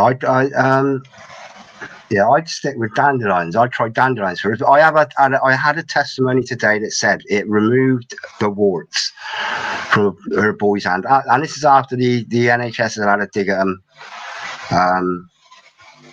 It's not uncommon, but thinking about it, I've had a wart on my thumb, and I just clipped the top off with finger clippers, nail clippers, but it's still there, and I might try that tomorrow. If I can find a you can buy where you just it's like a little bottle of something. I can't even remember the name of it. But if you dab that onto it, that's supposed to be quite good. I don't know if that works or not. Yeah, I can't remember the name of the product. Listen, Rob, dandelions are free. Bottles, anything in a bottle ain't free. Yeah.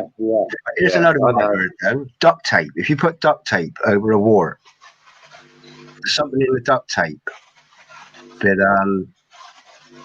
removes warts. But what I heard today, I'm going to try it out tomorrow just to see if I can. It doesn't do anything. It just looks like it's just got a hard bit of skin. But but all I do is when it gets a little bit big, I just clip the top off and sort of get it down to finger level. Yeah, you're welcome, Christopher. But it must bleed though if you do that, surely.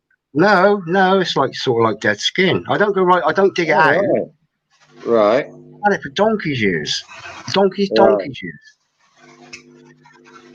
Is that right, Foxy? Well, how come you kept that a secret then? Why are you concentrating on chemtrails? You should be saying, right, dandelion and warts. You get a strike for. You won't get a strike for. I'll tell you what we should do, Rich. Put your finger up into the sky. That'll cure the warts. Get the chemtrails on it. Nah. Yeah, I got another challenge. Listen, hey, Foxy, we respect your work. You do some brilliant work, my friend. Yes, mate. Honestly, we're not taking the Michael. Yeah. You do really good. No, you do some really good work. Absolutely not. Part of the team. And it would actually be great if you would come on and just just join in the chat. Christ is boring. Well, that's boring. Oh, Avalon, that's not a nice comment, is it? We're having a good laugh and a bit of a chat and talking all right, we've deviated slightly from what we originally were going to talk about. But, yes, you can people have their own views. That's up to them. If it's boring, you can just say goodbye and then leave the chat, simple as that, isn't it? Yeah. Christopher, I use the flower heads, the yellow flower heads. You can make tea out of it. The sap you can even eat the sap. And the stems, the leaves they liken it to spinach. And today I dug up a load of roots. I got them in my bag actually, drying out. Like I say, during the war, and I learned this from my gran, funny enough, they used to dry out dandelion roots and use it as a coffee substitute. So the whole of a dandelion is edible. The government told me that. No, they didn't. I had to find out for myself. But at the end of the day, this is the thing about governments and people in power. There's this saying, you're only as good as a person at the bottom. As a leader, you're only as good as a person at the bottom. Okay, that's your judge of how good you are as a leader. So while we've still got homeless, while we've still got sickness, while we've got misinformation, while we've got governments allowing the Roundup, etc., carcinogenic Roundup, all aimed at weeds. Dandelion is classed as a weed. This is why we need our great reset. Take your children out of school, reorganize. How do you consume nettles? Do they? No, you can. I actually recorded last year. I cropped a load of stinging nettles. Now, if you take a stinging nettle leaf, you can if you wrap it up with the side with the spikes on. I think it's the upper side. If you keep that inside, if you roll it up into a little parcel, put it in your mouth between your teeth and chew on it. It's meant to relieve asthmatic symptoms of asthma. So you can eat the leaves raw. Like you say, you can steep them. I've got some dried in my herb cabinet. I've got a jar of dried stinging nettles that I use. I put in most of my food, porridge. I put it in everything.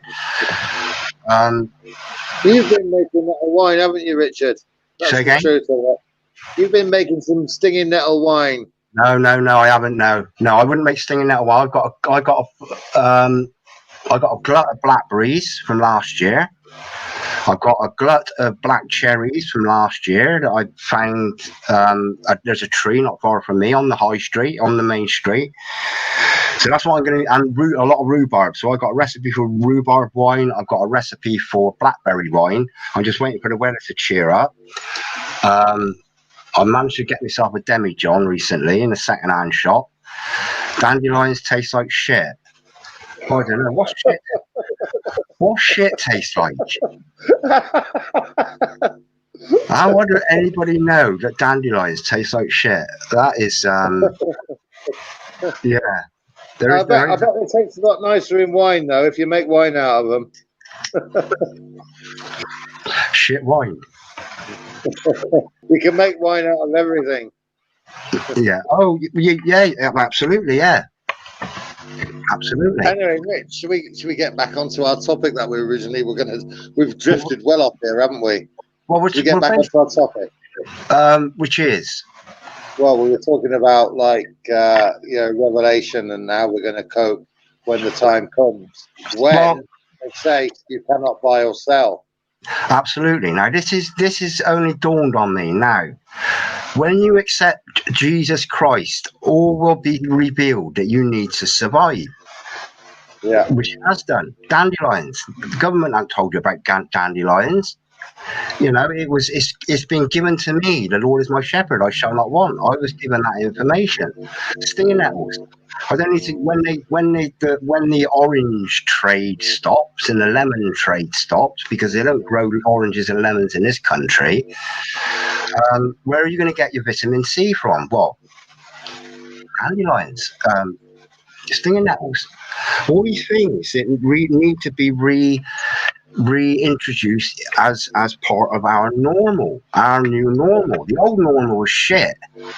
Like David said earlier about foraging, the amount of things we can forage for ourselves and still survive and eat is unbelievable. And absolutely everything. Yeah. I could quote a bit of let me get all right. I got my Holy Bible here, my little one, and I got really bad eyesight. It's a KJV. It was a funny gift. But anyway, in the beginning, God created the heaven and the earth. The earth was without form and void, and darkness was on the face of the water deep, and the Spirit of God moved upon the face of the waters. Now, within this chapter is about food. Where are you?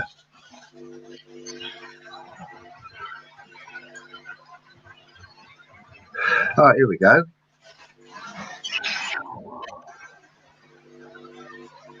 Where is it?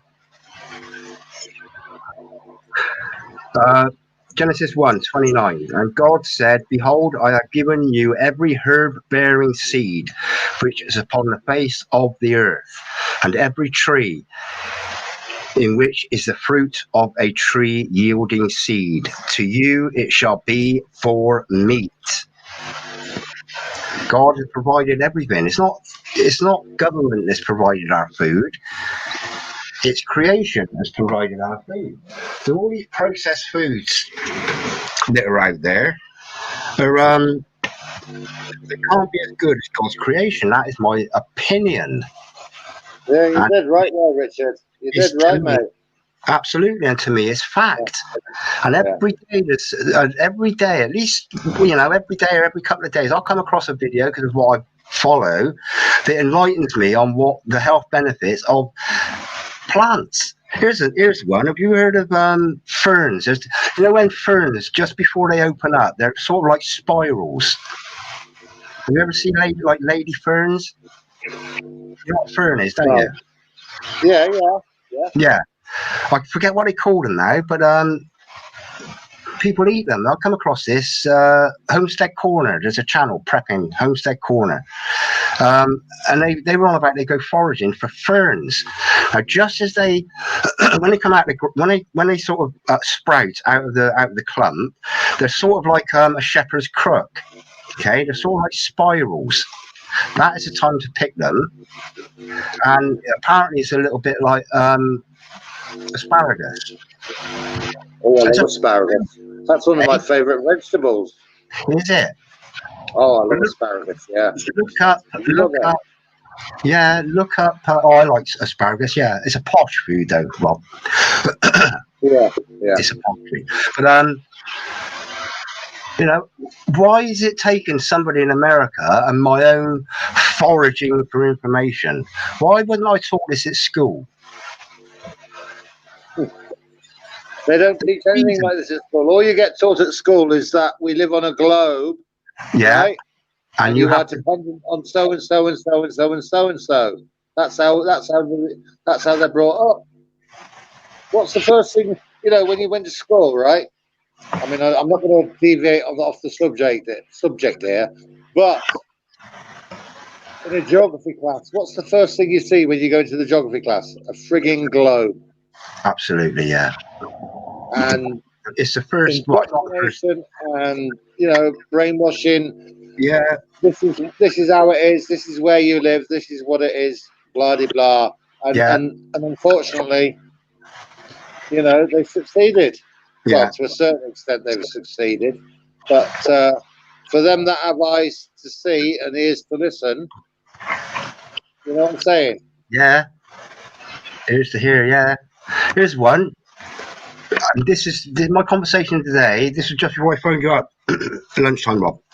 And with this lovely mum, okay? And I mentioned about Santa, and I mentioned about Christmas Day not being Jesus' birthday, okay?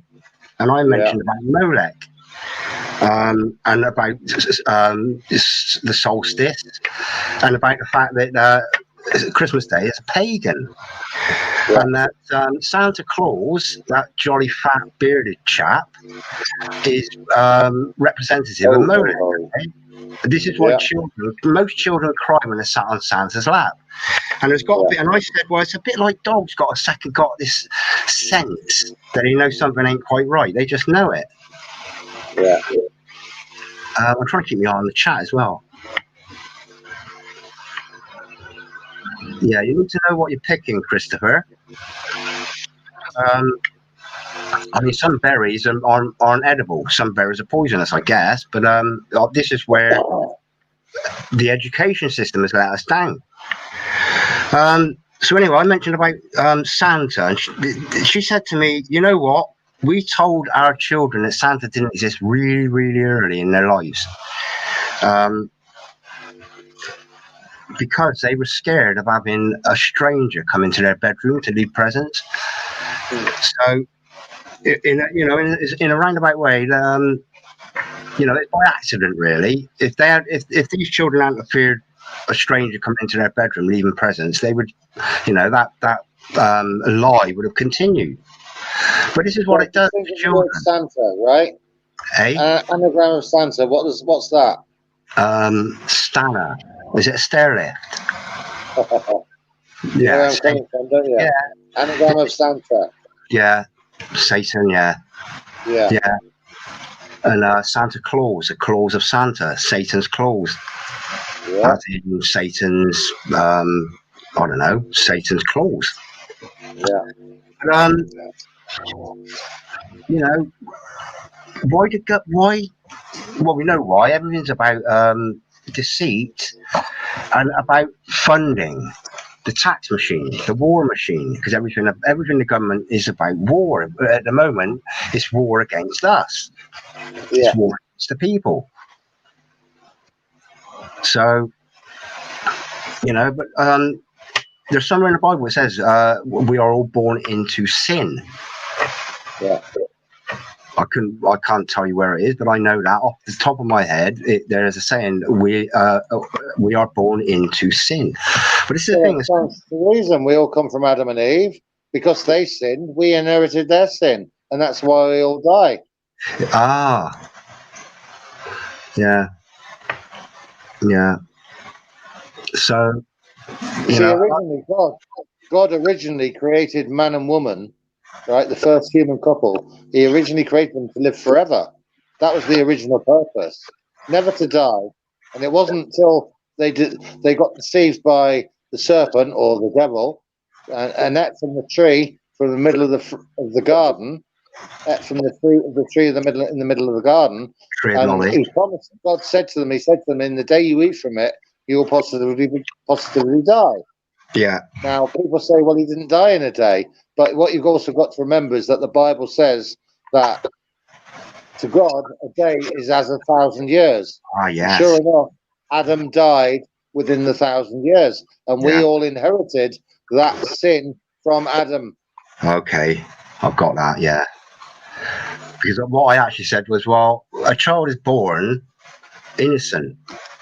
But what they've actually inherited, I didn't say this, but you just enlightened me in this. They've inherited sin, but they are born innocent until they're Nobody's born innocent.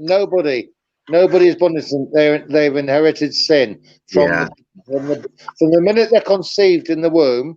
Yeah, they've inherited sin. Yeah, until the day they die, they have that sin. Yeah, and the only way they can get redemption from that sin is recognizing Jesus. Yeah. I 100% agree, absolutely. And I was on about my testimony there. I'm just trying to share a little bit, but this is why I think there's a silver lining to this this COVID cloud. Okay. Yeah. The silver lining to the COVID cloud is what has actually done is it's given us an actual factual reality that is in the Bible as it's working out, Revelation, as we've said. He also pours everyone's great, and that is, if it doesn't happen, I'll eat my hat. The hat I'm wearing on that screen there, I've still got it, and my hat is made of cake.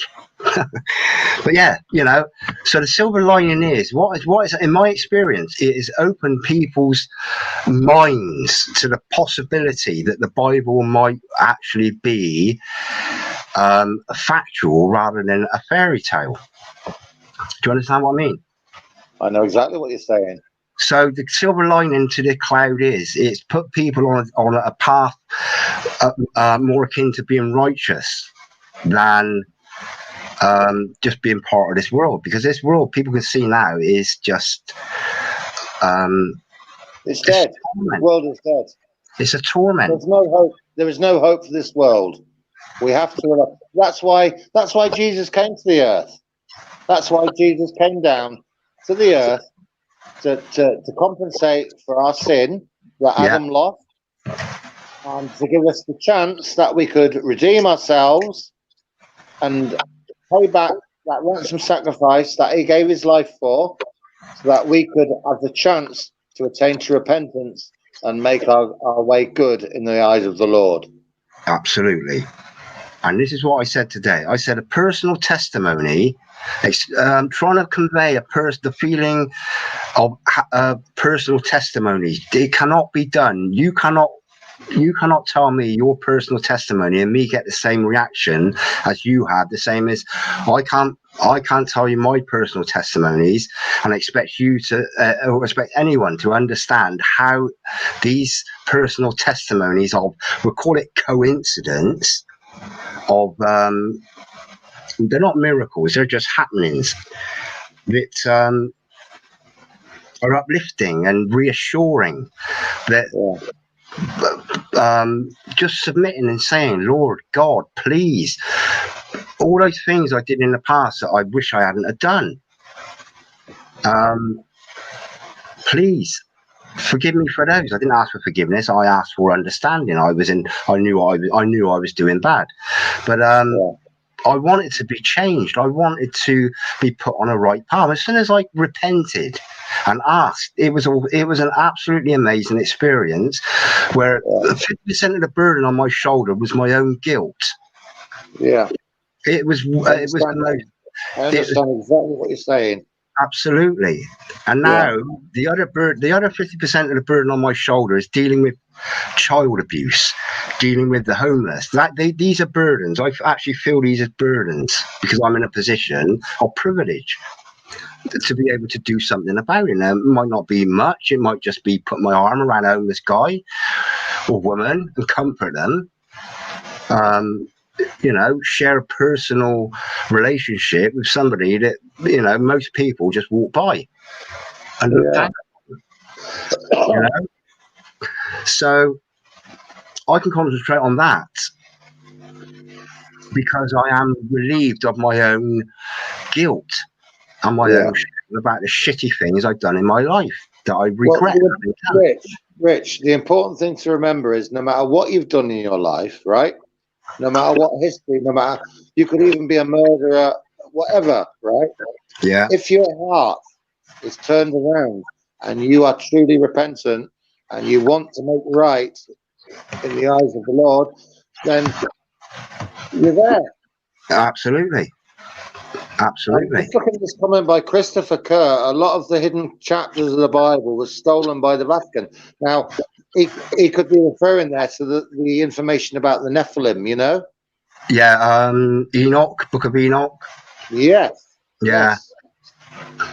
Yes. There's lots of some of there's a lot. I mean, there's 66 books in the Bible. Oddly enough. Yeah, I'll let you carry on talking on your own for a bit because I need to go to the loo again. Excuse me, please. Sorry. You want me to talk to him? I'm never alone, Rob. You're never alone. No, you're never alone. But I will be back shortly. Honestly. Yeah, you're never alone. You do it. Just go. Wash your hands as well. I'll try. You're never alone with schizophrenia. Yeah. And does anybody, Christopher, do you want to come in and have a chat? Deborah, would you like to come in and have a chat? I've come across your name before. Enoch is hard to find just for some. But it's out there. And a lot of channels, it's irrelevant what people think of channels like Richie from Boston, etc. But at the end of the day, I think he was the one that brought that to my attention. And I think I've got a PDF of it downloaded. An old book full of stories. Why do I believe? Because it all makes sense to me. Simple as that. Intuition. And you know, I can't fault the commandments. Do unto others and as you would have do unto you. What's wrong with that? Do not kill, do not steal, do not cause offence. Oh, well, cause offence, cause harm, that's common law, but honour your mother and father. What's wrong with any of the 10 commandments? And the stories, the lessons on how to be, how to live in peace and harmony with our neighbour. It's as simple as that. So some people read dirty magazines. Some people read proper storybooks, fiction. I like the Bible. I like poetry. And I like to be taught a lesson. I like to learn. The school system didn't teach me a huge amount. It taught me how to do something that made me, at the whim of the government, to pay taxes, to get a job. They don't say get a job you love doing. They just said get a job. Mm-hmm. You know, and they weren't. I'll go with that one, Rich. That was exactly what it was like when I was at school. Here's the thing about school. What they did, and this is my experience. I liked technical drawing. It's part of my job now, and I was fortunate enough that I went into that. I also liked art, free expression art, and I liked woodwork and metalwork. Now, when it comes to taking your options, they put technical drawing, art, and woodwork in the same option. So I had to pick out of 3 things I really, really enjoyed. I had to pick one out of 3 things I really, really enjoyed. Why couldn't I have done them all?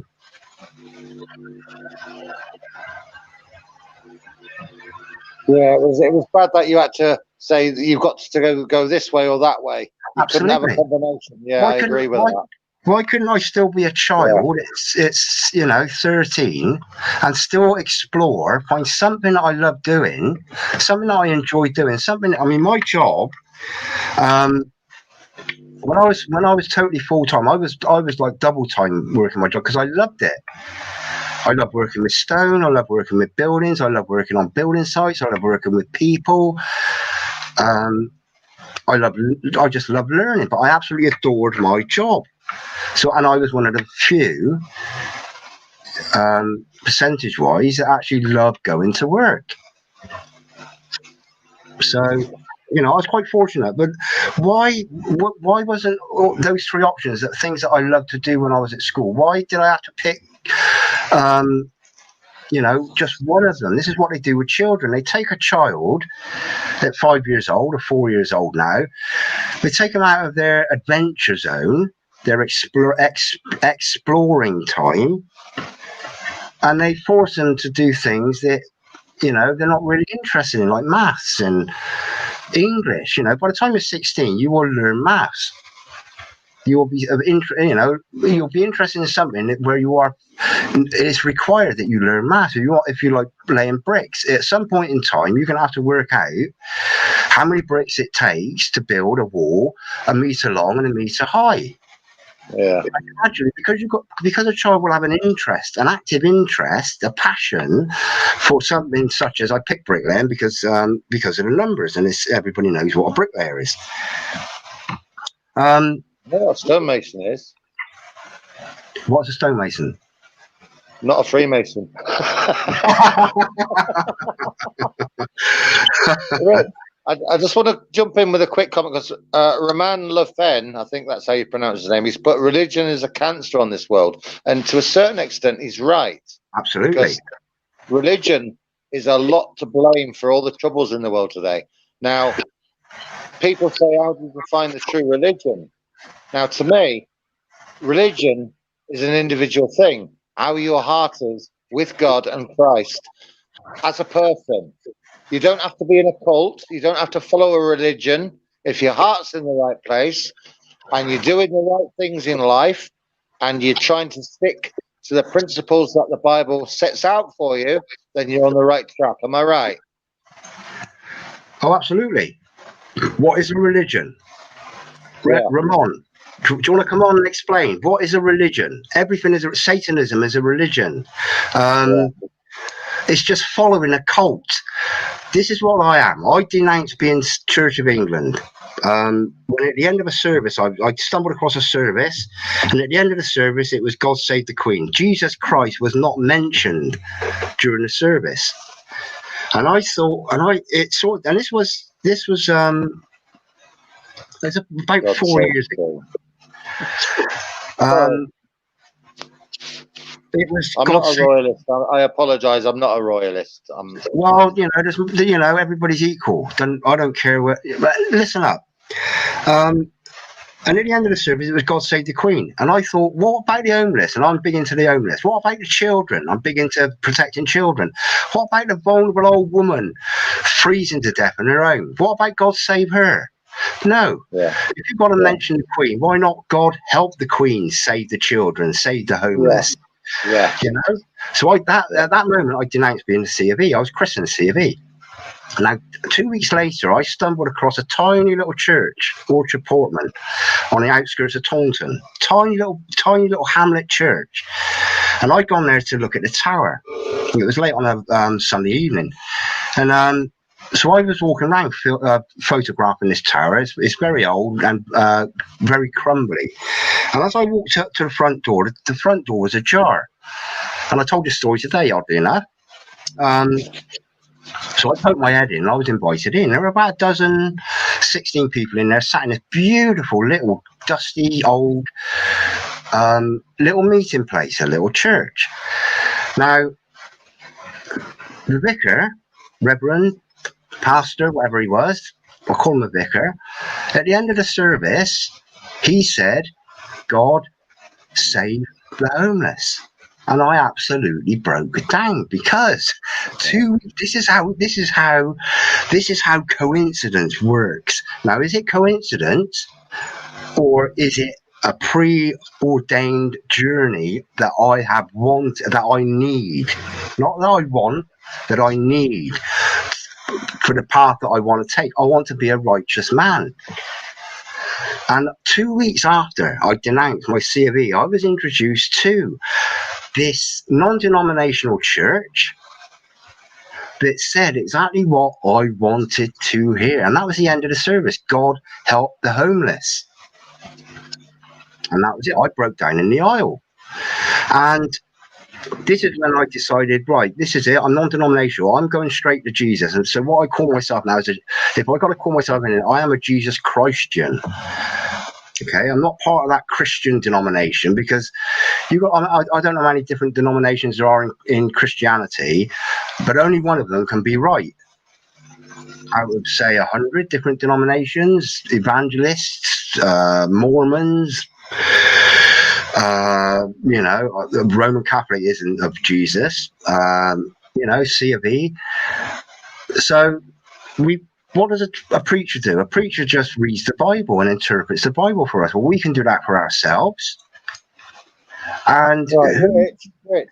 Yes, sorry to interrupt you, my friend. Romans come out with a comment. It says it's not a personal thing to you. You are quoting the Bible as if it's a God-given fact. So no, you have been brainwashed into believing these stories. Well, no, because it's not a case of that at all. It's not a case of that at all. The Bible is there as a guideline for us, right? Absolutely, They're not the stories, it's a guideline how we should live our lives. So it's not a case of believing, it's a case of looking to the Bible to how we should live our lives. Absolutely. That's part of it. And then it says, God saves nobody, people do. Right, to a certain extent, people can help people, but at the end of the day, if you look at the book of Revelation, it tells us that do not put your trust in earthly man to whom no salvation belongs. They're out for their own gain, they're out for their own interests, and their ultimate power. Yeah. You have to look a bit beyond that. Yeah. People are selfish. Earthly people are selfish, generally speaking. That is part of the sin, is selfishness. Yes. Greed. So if we follow the guidelines in the Bible, whether you believe the Bible or not is irrelevant. But if you look at what the Bible sets out for us as to how we should live our lives, it's the perfect way. Absolutely. And if people follow those guidelines, then they're on the right course. That's all I'm saying.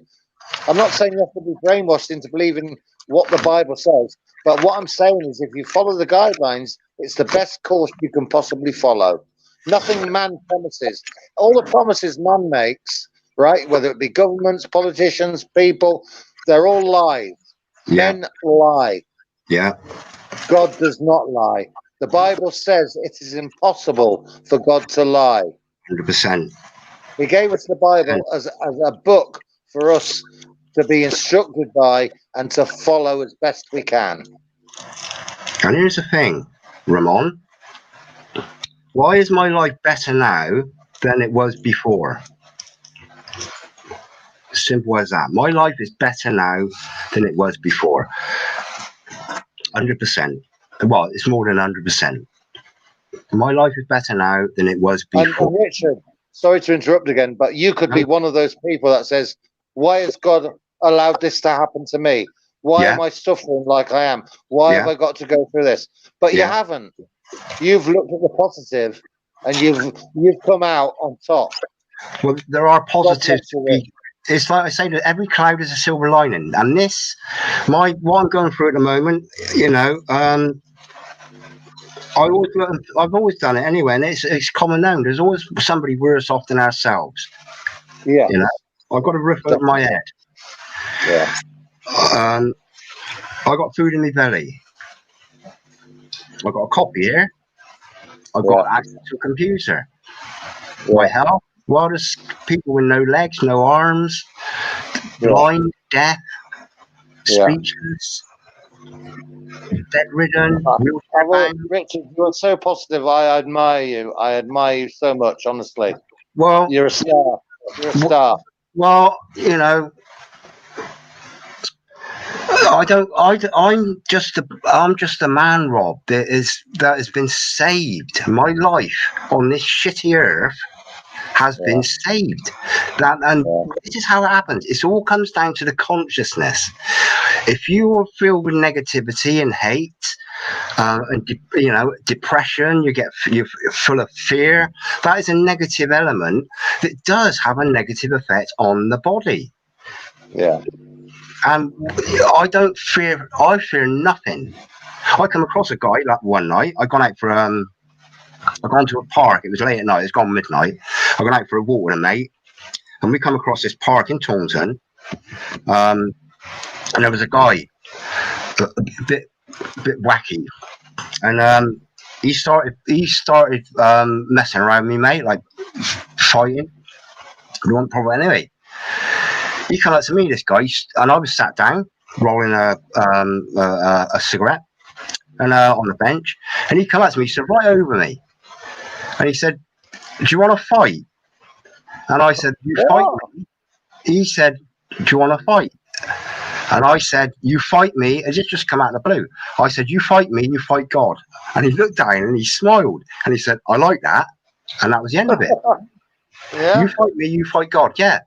Now, where the fuck did that come from? Pardon my French. Where did that just come out? It wasn't scripted. It would just come out. Yeah. I haven't gone out. I haven't gone out with in mind, right?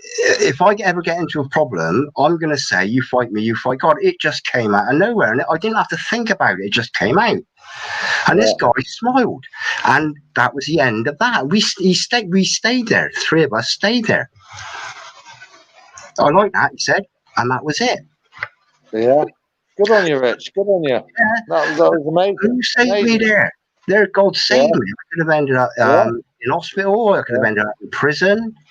Yeah. I could have ended up dead. I could have ended up getting knifed. He could have ended up dead. Well, Christopher's hit the nail on the head when he said, when you follow Jesus, your life changes and things suddenly start happening, which is not a coincidence because you've been guided. Fact. 100%. Absolutely, 100%. Good comment, Christopher. Very good comment. Absolutely spot on. Now, this is the frustrating thing for me is people don't give it a chance.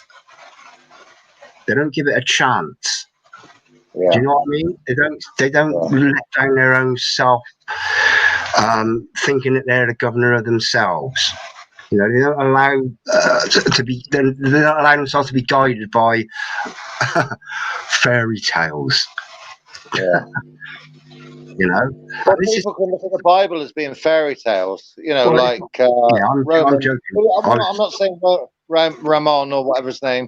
I think I pronounced it right. Was saying it's fairy tales, but these stories in the Bible are there for a reason.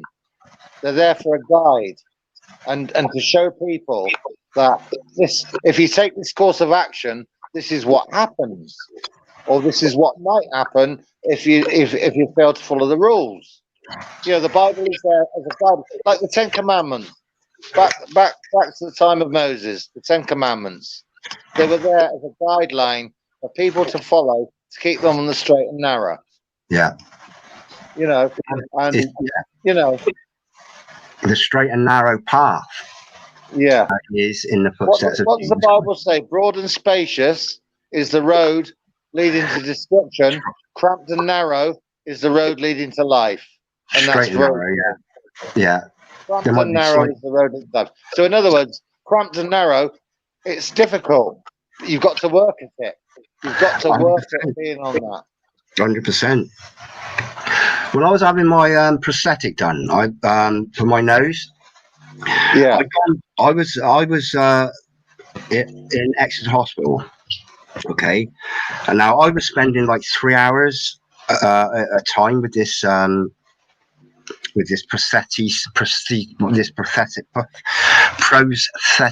false nose fella. Okay, and he was a Christian, and I said to him, I'm having problems with knowing which denomination to follow. If I got now, this was before I had my experience of being a freelance Christian. Okay, just with Jesus, 100%. And he said to me about evangelists. Okay. But he gave me a book. The following time I went down, he said, "Oh, I got you this book. I got it here. I've read it once. It's The Pilgrim's Progress. Have you read it?" Oh yeah. Well, I've heard of it. I haven't read it, but I've heard of it. Read it? The Pilgrim's Progress by John Bunyan. Now this, and I've also got there. I told you about my brown self-interpreting Bible. It is my ex-wife's heirloom, family heirloom, but it's landed in my pocket, on my table. It's a massive, great thing. And John Brown, the Reverend John Brown, actually mentions the Pilgrim's Progress in his introduction, and it's a long introduction. The Pilgrim's Progress is basically it is more of a fairy tale. What's happening there?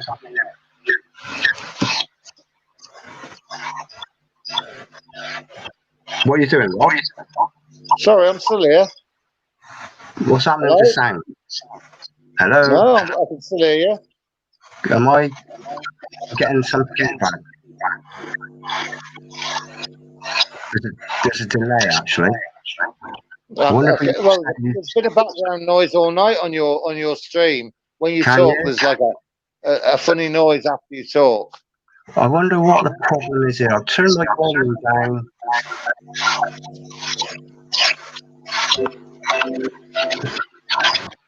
What's that sound like? It's getting worse. It's getting worse. I reckon somebody's playing around with that, like YouTube.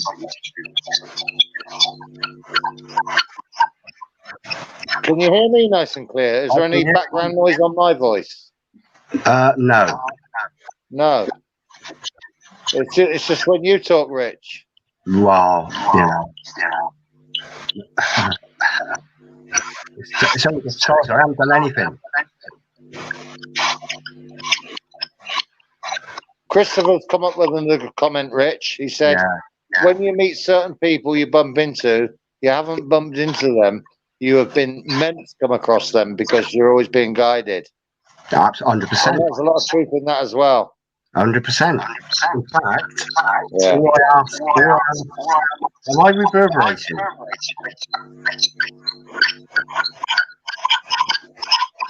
Ramon has commented, how do you know that's not coincidence, Chris? Is everything not coincidental in your world? So I don't know whether Chris wants to comment back on that one. But he says, how do you know that that's not coincidence, Chris? Is everything not coincidental in your world?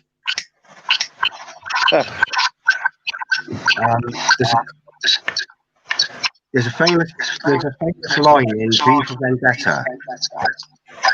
There is no such thing as coincidence, only the illusion of coincidence. Yeah, your background noises after you talk is terrible. What should I do? I don't know why it's doing it, but it's really bad.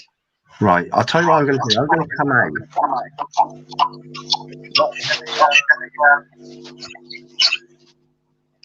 Well, Richard, you still there?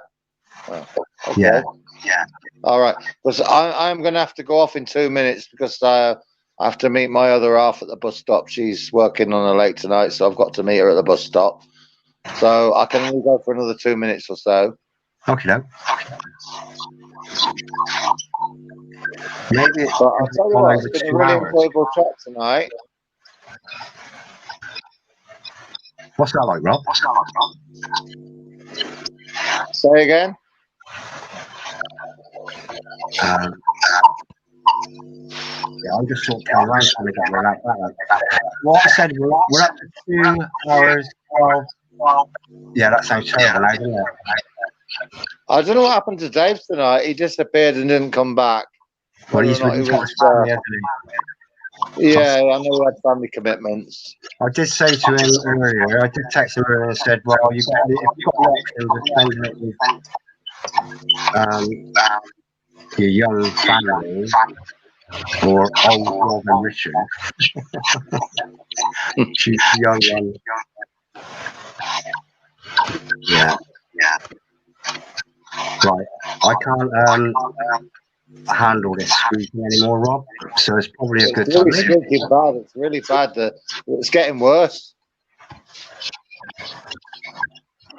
I wonder if So should we call it a day, Richard? Should we call it a day, my friend? we'll call it a And day, we'll Bobby. have another stream on another occasion. And hopefully all three of us can get back on and do the biz. I'm just wondering if it's because we've gone over 2 hours. We're on 2 hours and 14 minutes at the minute.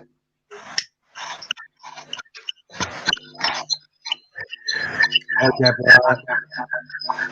thank you for joining us. Yeah, I can't. Oh, yeah, Rob, this sounds terrible. Yeah, it's getting worse. Well, Deborah has said, bye, Robert. See you next time. Bye, Richard. Yeah, bye, Deborah. Yeah, thanks for joining us. Everybody, thank you for joining the chat tonight. We appreciate your feedback and your comments, and hopefully we'll do another one soon and get David back on with us as well, yeah?